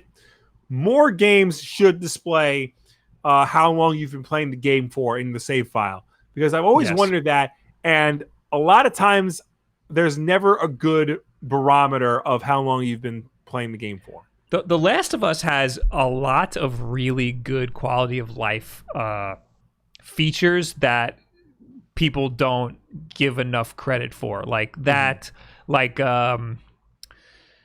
There's an insane amount of accessibility options. Yeah, I've seen the menu of it, and it's crazy. Besides how, regular besides regular color blindness mode and stuff, there's modes for blind people or people with like really bad vision. I don't remember what it like changes the dynamic range of like everything in the world, so it's like easier to see the character and stuff. There's a lot of weird adjustments you can do. There's a specific list of things they tell you to do if you have motion sickness from games. There's a lot. It's crazy the amount of features a single player narrative game like this has. Yeah. That being said, I'm still gonna play this game. Still gonna beat this game. I'm only really interested in the sepia tone and the 8-bit. I played around with the photo mode a little bit, and I wish it let you move around a little more. I kind of understand why it doesn't, because it would make it easier for you to like look around the game world. Yeah. And like look ahead and see where the enemies are and stuff. But I kind of wish it would just let you do that so that you could take pictures however you want. Anyway, this is cool. Yeah. Good on Naughty Dog. Did my frickin' Stream Deck break? No. All right. Next news. Control next gen upgrade for free for Ultimate Edition only. What does that mean? All right. So basically, Control is coming out with an Ultimate Edition. And that version is going to be the one to get the next gen version included. Let me read the article. Control's second expansion is due to be released soon, and the game is getting an Ultimate Edition to celebrate. The Ultimate Edition will come with all of the updates and content for the game so far, including both expansions, and it will also be sold on Steam, a first for this game. But it will include a bonus as well. Anyone who buys Control, the Ultimate Edition, will get a free upgrade to the next-gen version of the game when it comes out later this year. According to Control's website, the free copy of the game will be a digital upgrade to the next-gen version for players that buy the Ultimate Edition on PlayStation 4 or Xbox One. Players who already own the original version of the game won't be eligible for the free upgrade. Lame. This is important due to the release date of each version of the game shown below. August 27th, the game comes out on Steam. September 10th, it comes out on the Epic Game Store for the PlayStation 4 and the Xbox One. The end of 2020 for the PS4 and Xbox One physical. The end of 2020 for the PlayStation 5 and Xbox Series X digital. And let me start over again. No, we're good. We got it. All right, so basically, if you already own Control, you're not eligible for the next gen upgrade. Yeah. You have to get the Ultimate Edition. That's dumb. I have it on Xbox One. I'll be able to play it. Yeah, I have it on Xbox One because I have your copy. Yeah, I'll be able to play it. I just won't have the Series X upgrades and stuff with it. This sucks, and the reason it sucks is because you have a company like Microsoft who's actually doing something good and has a program called Smart Delivery that just easily enables publishers and developers to give the next gen version of the game for free, no problem. But then you have a situation like this, or even like the Madden situation, where the next gen version of the game is locked behind something. Yeah. That's ridiculous. That's overcomplicated. It's cumbersome. It's anti-consumer. Well, and it's kind of stuck in the old mindset of you have to put a PS2 version and a PS3 version out of the same game. So I mean, that's the way it's always been. Right. It's always been there's every console has its own games, and if you want it on that console, you got to pay for it on that console. That's the way it's always been. Even the last generation with current generation PS4, Last of Us came out. They had the grounded edition. If you wanted to play it on PS4, you had to pay for a whole new game. Same thing with Grand Theft Auto 5 and all that stuff. The only thing that's different in this generation is that Microsoft straight up said everything could play on the Series X. If you have the Xbox One version, it'll just play on the Series X. It's up to publishers whether or not they want to play along with that. Right. And that basically made it aware to all the consumers, oh, it's that easy for them to make the game playable? So we should have everything, right? And now we're starting to see the dirty side of all these publishers. Yeah. I mean, yeah, like you said, you'll still be able to play the game on the Xbox Series X, but you're not getting the best possible version of it. Right. You're getting the older version of it. If you have the next gen game, if you have the next gen system, you want all the games to be up to that level. And if the developers and the publishers are saying there is a version of that available, but you can't have it because you have the old version of the game, even though it's technically still the same game. You know, that's lame. We just know now that it's so easy for them to make it available. Yeah. And they're not doing it. That's what changes things in this generation. Yeah. Especially with Xbox. PlayStation is a little more up in the air. It's a lot less clear. Yeah, but Xbox straight up said, you can do it, so everybody should do it. And the publishers are like, we'll do it maybe a little bit. All right. That's dumb. Next, we got Sam Fisher's back. Yay. In Rainbow Six Siege, boo. Just freaking give him a game, dude. He's in everything, but not really. That's one of the comments in this article. It's like, Sam Fisher will appear. At this rate, Sam Fisher is going to be featured in every single Ubisoft game except his own. Dude, he looks freaking badass in this. So, yeah, Sam Fisher, the hero of Ubisoft's dormant Splinter Cell franchise, will soon be joining the Rainbow Six Siege lineup. Ubisoft Montreal teased the third echelon spy master in a video Tuesday, promising full reveal Sunday, 2 p.m. Eastern. The video, you play the video, and it's not gameplay. It's just Sam Fisher walking out of the shadows, and he says something really badass. It's not Michael Ironside. Wait, hold on. I got to hear it then. Yeah. Sick music. Yeah. Consider this a teaching moment. Okay, you know what? He doesn't sound as bad as the other guy. He doesn't sound as bad as the other guy, but the problem is you know it's not Michael Ironside, but he sounds close enough to Michael Ironside that there's this uncanny valley effect where you know something's wrong. Yeah. That's what it is. It's like when a Batman's not Kevin Conroy and he tries to be. Exactly. Which I don't understand, because Michael Ironside came back for the Ghost Recon DLC.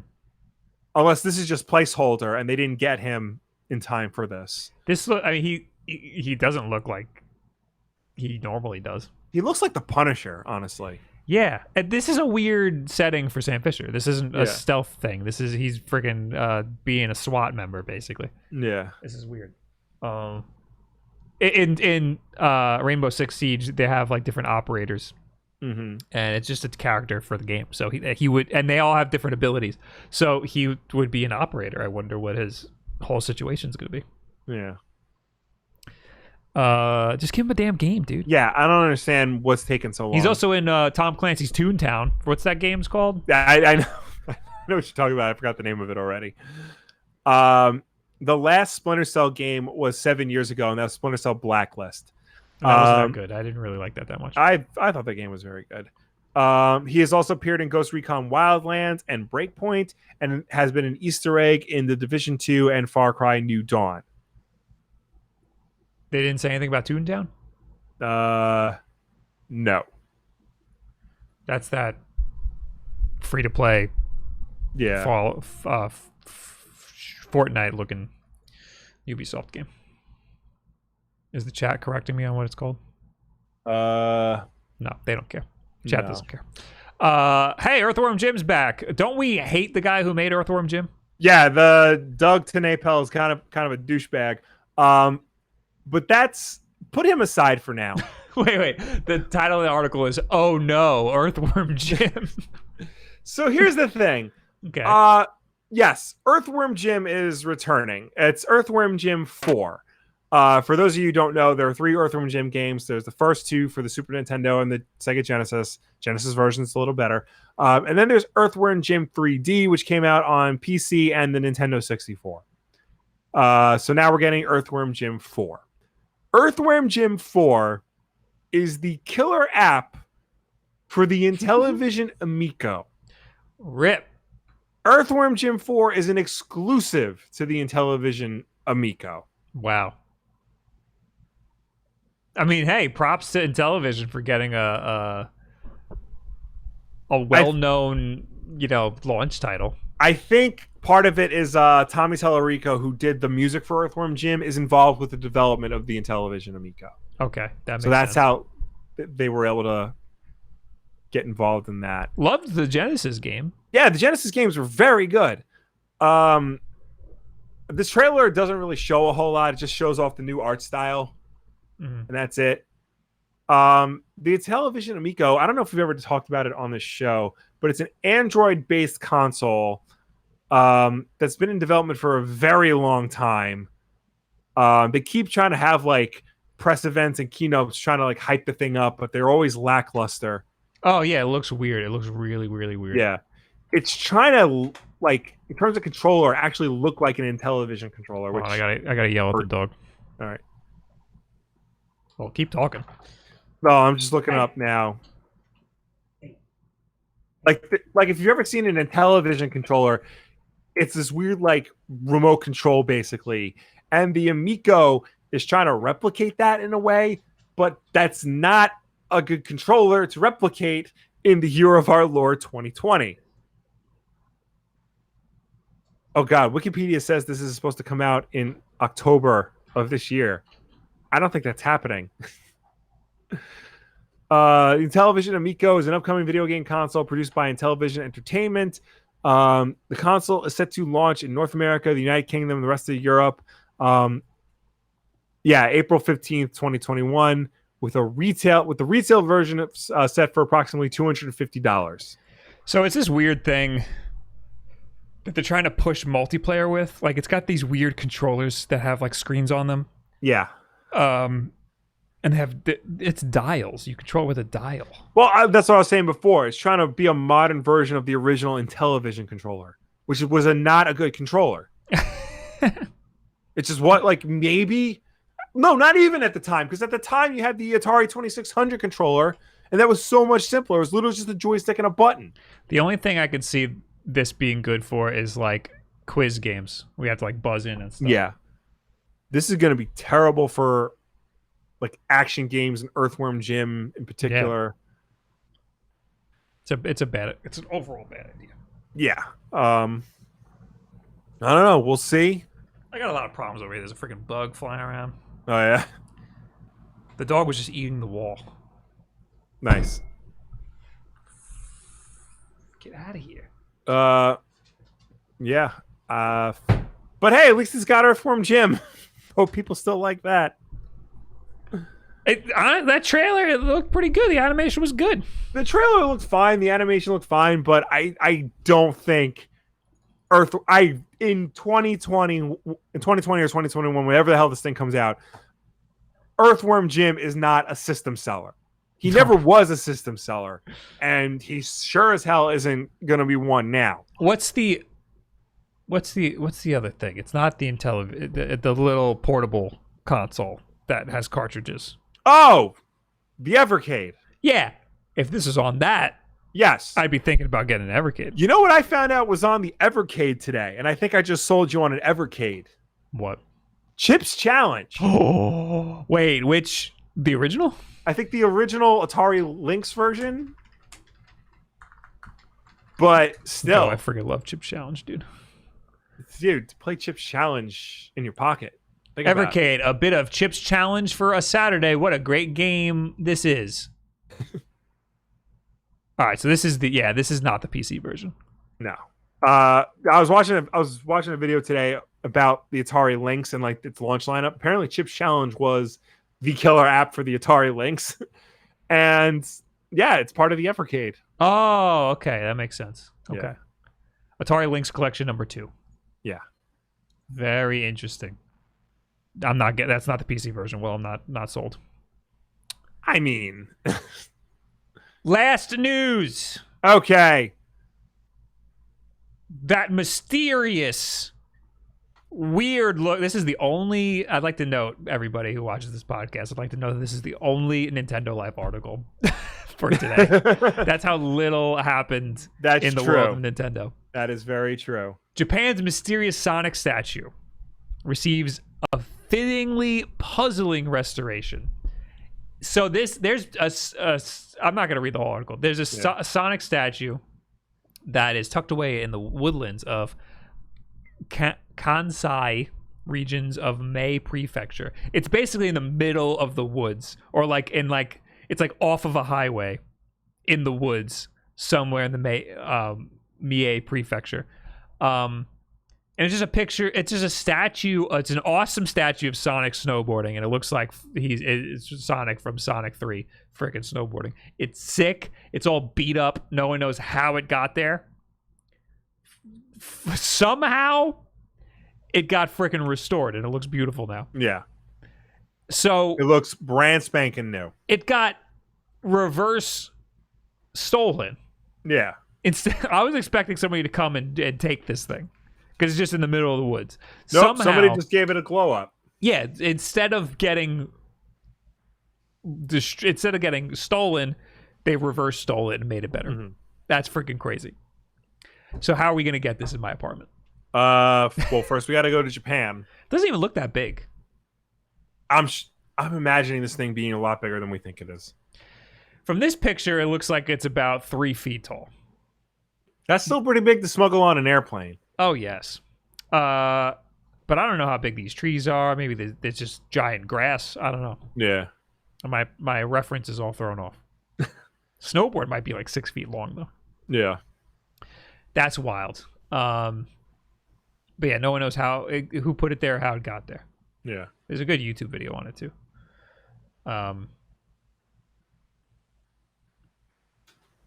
right, that's it. That's all the news. Wow. I can make a little tree awake with food in my mouth. You should have timed that a little better, Will. I did not. It was very poorly timed. I could read some of the chat. Wait, hold on. All right, I'm good. We can do it. Are you sure? Yeah. You're not going to choke? You sure you got it all down? No, I'm good. All right. Do it. Start. Doing tweet of the week. Tweet of the week. Tweet of the week. This one's a quickie, Will. This one's from Ron Ivor. Ron Nui, who says, normal people, I left my sunglasses in the car. Jeep owners, I jeeped my Jeep goggles in the Jeep, TM. It's true. It's how we talk. Do you call your car a Jeep? Because it's not a Wrangler. No, but actually, I just gave back the car. My lease was up. I feel like You call a Wrangler a Jeep. Yeah, because a Wrangler was the original Jeep. That's Basically, our whole family has Jeeps now. yeah. But the only one that we call the Jeep is the The Wrangler. Jeep is the Wrangler. Yeah. Yeah. Well, again, because that was the original Jeep. That was the first one. That model was the first one ever made. I mean, I would call my car a Jeep because my wife's car is a Nissan. But like when you say I left my glasses in the car, you say I left them in the car. You don't say I left them in the Jeep. Yeah, I don't say I Jeeped my Jeep goggles. But I would for, when I had the Wrangler, I would call it, I would say I left my glasses in the Jeep. Yeah. Anyway, now we'll talk to you people. Yes! As always, you can reach us on Twitter using the hashtag WolfDenLive. If you'd love to comment on last week's Wolf Den Live, and this is the part of the show where we will finally answer you. And of course, ladies and gentlemen watching us at home, please start leaving your questions and your comments, as we will get to them when we are done with everybody else. I actually have it open today. Monster Jam 69 Moyai says just want on using the hashtag WolfDenLive. Just wanted to start off by saying I love your videos and look forward to Tuesday and Wednesdays because of you guys. But anyways, wanted to ask if the Analog Pocket is for me. I have no physical Game Boy games, but maybe I can start collecting. What do you guys think? I said this, I think last week, or maybe I said it on a live stream or something. If you don't know if the Analog Pocket is for you, it's probably not, because it's a lot of money for something to be like, do you think this might be a good thing? It's a collector's item. If you're just starting to collect, maybe start off with a Game Boy Advance SP and work your way up from there. Like, because the Analog Pocket is definitely much more for like the super enthusiasts crowd. Right. It's not for beginners. When you play an instrument, you don't immediately go for the most expensive version of that instrument. True. This is like getting a Les Paul right out the bat. Yeah, you don't start with a Gibson Les Paul. You start with like a Squier, a Strat knockoff that comes with a crappy amp. That's what you start with. Right. Anyway, Xavier Meyer. There's a picture involved. Another twist in this generation of console wars, and then it's an Onion article that says major relief. Microsoft has confirmed that the Xbox Series X will play video games. Wow! Oh, thank God. I'm starting to worry it wouldn't. Yeah. Well, we can all breathe a little easier today after months of speculation over the next generation console. Microsoft has finally confirmed that we were all hoping for. The Xbox Series X will play video games. That should be a load off everyone's mind. Also, they had an article. Bad news. Toad died. Hello, everyone. It pains us to do this, but we have some really bad news. Mario's longtime sidekick Toad died last night surrounded by his friends and family after a long battle with pancreatic cancer. Oh, no. Oh, jeez. We figured it would be best if you heard it from us first. Obviously, this is a huge blow to the gaming community. Living in a world without Toad around is going to be an unbearable adjustment. With that said, we'll get through this together. That's all we have to say on this matter right now. Sorry about this, gamers. Sorry. Also, somebody added me in this on Twitter, and now I have to find it because I can find it very easily. They added me in it, and then I put a sad face, and then they photoshopped this. It's Toad's gravestone. Toad, 1985 to 2020. And then the quote is, "Hello, I am Toad." That's a joke, Will, because on my live streams, I say I do a really good Toad impression. Do you want to hear my Toad impression? Yes. Do you want to hear it? Okay, hold on. I gotta get into my mode. Okay, you ready? Yeah. Hello, I am Toad. I knew you were going to say that, but it was still funny. Anyway, last hashtag Wolf Den Live, Mation says, "Come on, at Will Wolf, damn it, embrace the Dollar Shave Club sponsorship." No. All right, and last week's Wolf Den Live, we got It's Surge, y'all, who says, do you guys really mind that you can't use PS4 controllers or that Spider-Man isn't exclusive? Buy the system, play the games. Easy. Yeah, it's just easy to like plunk down $600 and whatnot for a video game system, a video game, and the subscription to PlayStation Now and all the other crap that comes with it. Easy. Here's the thing. I will have the console, and I will not mind buying the game for that console. It's for everybody else who maybe can't do that is why we're mad. You know? Yeah. I can do that because it's my job to do that. Not everybody can or wants to do that. It's a convenience thing, really. That too.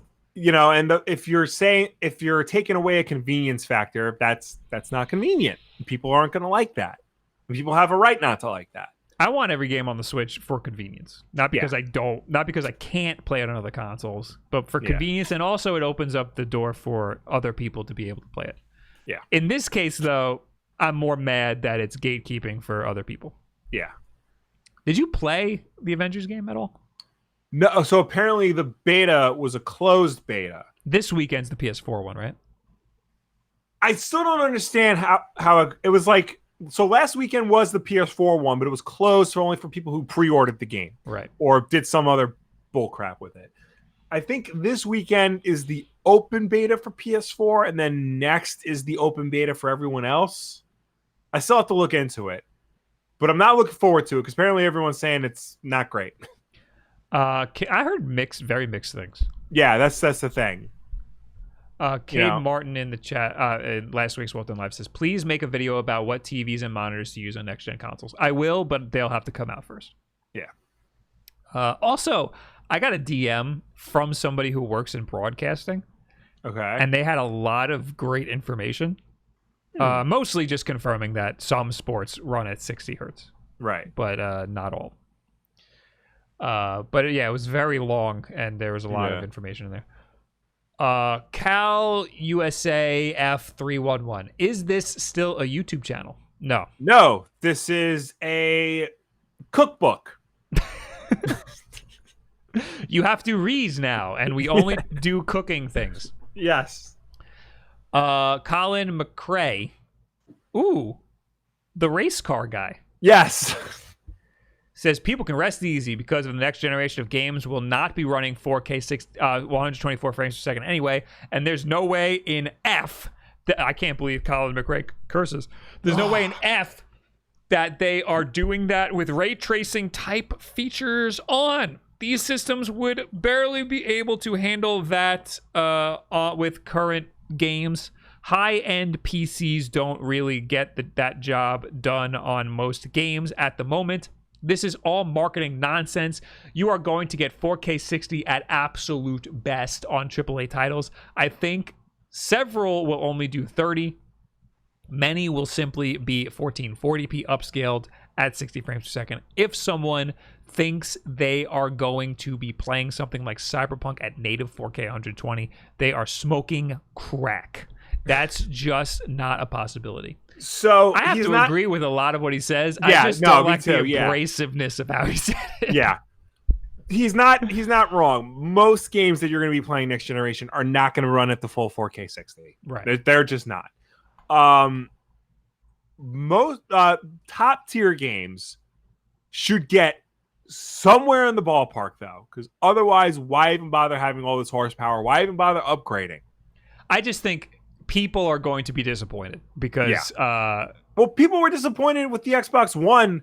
I think Halo 5 ran at 900p initially, and people were furious. Yeah. I think so. Fred DM'd me and said, would you be willing to make a sports joke in regards to a comment if I put it in the Q&A? And I think that's the only reason he put that in the Q&A was because he was hoping we would get the joke. Yeah. But the guy's name was... Well, I only know that because of the game. Yeah. Colin McRae's Dirt Rally or whatever that was. And the only reason I know that is because I always thought it was Colin Mockery from Who's Line Is It Anyway. And I was like, what's he doing racing cars? Yeah. And did you know, Will, that Colin Mockery has never done anything in his life other than Whose Line Is It Anyway? That's not true. I saw him in a cracker commercial. Oh. All right, then. Anyway, now we're in the actual chat Yes. for a little bitty. Alex says it can be 1440p upscaled to 4K. Yeah, that's what Colin Mockery said before. Yeah. Fred said he never put the joke in the chat. Oh, well, what is it then? Yeah, tell us. Just say it right now. I gave the coffee syrup to a friend of mine who actually really liked the coffee syrup. And then I got a lot of comments that were like, how dare you speak badly of coffee syrup? Well, I mean... Also, another thing I want to say, why the hell is this live stream put under Watch Dogs Legion? Is it? Did I put that... Did I leave a tag that says Watch Dogs Legion? I don't know. Why would you do that?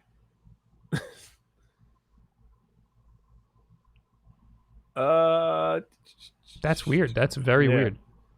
Shand, remember when Watch Dogs was advertised as running at 1080p 60 frames per second on the PS4 before launch? Yep. Yeah, that's what we're talking about. Like, games will... I don't remember if that's what Watch Dogs was advertised for. The original Watch Dogs, the first trailer looked awesome. And then it got worse and worse and worse. Yeah, because I think the trailers went on. You know, they tried to sell it as the best possible game, and then as they got final spec, they're like, "Oh, we got to scale this back. We got to scale this back. We got to scale this back." Matthew Whittaker says, "Will, I just picked up all 4 issues of the new-ish X-Men plus Fantastic Four comics. Have you read them?" I've been reading Fantastic Four. I haven't really been reading X-Men all that much, and I didn't read this crossover. Fantastic Four is stuck in the middle of a stupid crossover, like a Marvel-wide crossover that I don't want to read. I don't care about it. Just hurry up and get back to the cool sci-fi crap. And another thing about Marvel in general, this isn't really their fault, but all comics took a long break thanks to the pandemic. They're just starting now to get back on a regular schedule, but it's been so long that I've forgotten the ongoing stories that's been happening like in the books that I follow month to month. And that's a problem normally because I'll forget what happens like between issues 4 and 5 month to month. But when that's spread out over several months, that's not fun for anyone. Oh, hey, look, Beat 'em Ups is here. Hello. Oh, hey. He got activated because he heard his name. Booger Johnson says, "Are y'all brothers?" No. The thing is, he's me from 2 years in the future, but he's stuck in today. Yeah, I came back to say like it gets worse.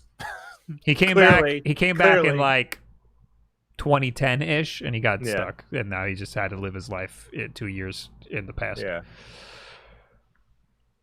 Anyway, has anyone read the Halo comics? Any good? I mean, Polygon put out that video about all of the novels. There was that whole period where they had a bunch of Halo novels. I remember back in the day, Marvel got the rights to do Halo comics, and they gave the book to Brian Michael Bendis and Alex Maleev, who at the time were doing great work on Daredevil. And I remember people being incredibly disappointed with the comic, and I don't think you can get it anywhere. I don't think they don't care when they get stuff like there was a Call of Duty Ghost comic too, and that was DC. Yeah, Jim Lee did the cover. Yeah, which I wanted to find for that reason, but yeah, it didn't really stick around. I heard the Assassin's Creed comic was actually pretty good. The one I have is pretty good. I forgot what it's called. Yeah, video game comics aren't terrible for the most part, but they never live up to what they could be. The few exceptions are Sonic the Hedgehog somehow, the Metal Gear Solid comics that Ashley Wood did the illustrations for, the Assassin's Creed comic, and I feel like there's like one or two others, but like most of them are like forgettable. Booker Johnson also says would, more like good. LML. Oh, LMAO got him.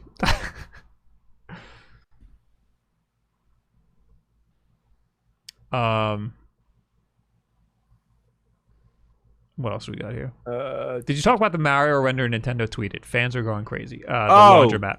Did you see that? I saw it on the Japanese Instagram account first. Yeah. And I didn't really think anything of it. I mean, it looks awesome. Mm-hmm. That's the first thing I thought was, this looks awesome. Why did they do this?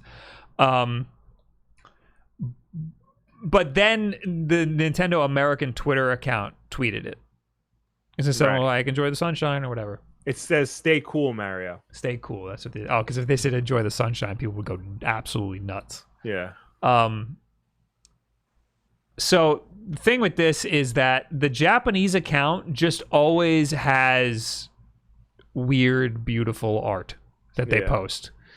So this isn't really out of the... I mean, it's a gorgeous render, but it's not that weird for the Japanese. It is weird for the American account to like co-op it, but it's not that weird for what the rest of the Japanese account does. I'd imagine this probably would have been some sort of 25th or 35th anniversary Mario thing. Yeah. Spawnwave tweeted something like, because there's apparently like a leak that there might be a 35th or 30th anniversary Zelda situation happening next year. And he said something like, he didn't make it clear that he was being sarcastic, but he said, with all that's happening with the Mario 35th anniversary, it's going to be wild to see what they do with the Zelda anniversary. When obviously they haven't done anything for the Mario anniversary yet. And that's really disappointing. It made me very sad that like, this is the 35th anniversary of Mario. It's in 2 months. No, it's in 1 month. Yeah. And we haven't seen a damn thing. It's very sad to me. Yeah.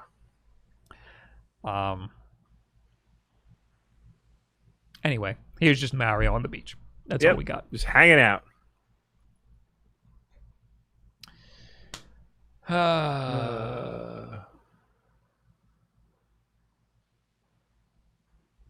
I saw someone in the chat earlier. I don't ask if we're going to talk about the Suicide Squad game, and there's really nothing to talk about other than Rocksteady finally announced what game they're making next, and it's Suicide Squad. Oh, we should have put that in the news. But there's really nothing to talk about because it's just Rocksteady is making a Suicide Squad game. The poster was of Superman from behind, and it had the logo on the back of his head. That's all we really know. But you know, that was a rumor that they were making a Suicide Squad game. And it turns out they're actually doing it. There was also a rumor they were making a Superman game, which is probably the reason why they made the teaser poster Superman. Yeah. With a friggin' target on his head. Yeah. Do you think you're going to have to chase down all of the Justice League, or do you think it's just Superman and he's like the big final boss guy? No, I feel like it probably will be all the... Like, you'll work your way up. Like, you'll start with, like, Green Lantern, and then the Flash, and then Cyborg, and then Aquaman, and then Wonder Woman, Batman, Superman. I kind of don't want a Suicide Squad game. I don't, because here's the thing: Suicide Squad has like become like one of DC's biggest properties, and the movie, to be fair, did very good business. It made a lot of money. It was a surprise hit. The movie has not held up at all. People have come around and realized that it is not a good movie. And there are people out there demanding the David Ayer cut of Suicide Squad, but that's another thing. But people still seem to be very passionate about the franchise in general of Suicide Squad. And I think DC and Warner Brothers know this, and they're pushing it out as much as they can to get people interested in the concept still. Mm-hmm. Either that, or I'm misreading it all, and just Warner Brothers wants Suicide Squad to be the big thing, so they just keep releasing crap. Yeah, I mean, well, so there was that leaked, all the stuff, all the concept art for a Suicide Squad game from like a while ago. Yeah. I don't know if it was Rocksteady, though. It might have been somebody else. Yeah. But anyway, this is a completely different game. Yeah. Whatever, it'll be good. I mean, Rocksteady makes good stuff. Yeah, I am interested because it can't really play like Arkham does. Arkham was tailor made for Batman specifically, and Suicide Squad, it's got multiple characters. It's got Deadshot, it's got Harley Quinn, it's got Killer Croc, it's got Rick Flag, it's like a variety of people. So there'll probably be some sort of multiplayer component to it, but it can't be a stealth game in the same way that Arkham was a stealth game. Right. All right, I think we're done. I think that's it. I think we're good. All right. Yeah. Guys, thank you all for hanging out. Thank you for tuning in. Thank you for watching us. Thank you for chatting with us. As always, Wulff Den Live is every single Wednesday night at 8 p.m. Eastern right here on youtube.com/WolffDen. If you can't make the show for any reason at all, we always put it up as an archive version on Thursday for you to watch on demand whenever you want. If you prefer to listen to us rather than watch us, you can do that as well. We're also an audio podcast on Apple Podcasts, SoundCloud, Spotify, Google Play, and Stitcher. And if you listen to us on any of those platforms, please be sure to subscribe, rate, and review us because that helps us with placement on those respective stores. Also, if you want to watch just a little bit of Wulff Den Live, or maybe you want to send a certain section of the show over to your buddies, then head on over and subscribe to Wulff Den Clips, where our good friend Eric Henley takes this week's episode and cuts it down into bite-sized chunks for your viewing pleasure. Hey, also on Wulff Den Clips, we got gameplay videos now.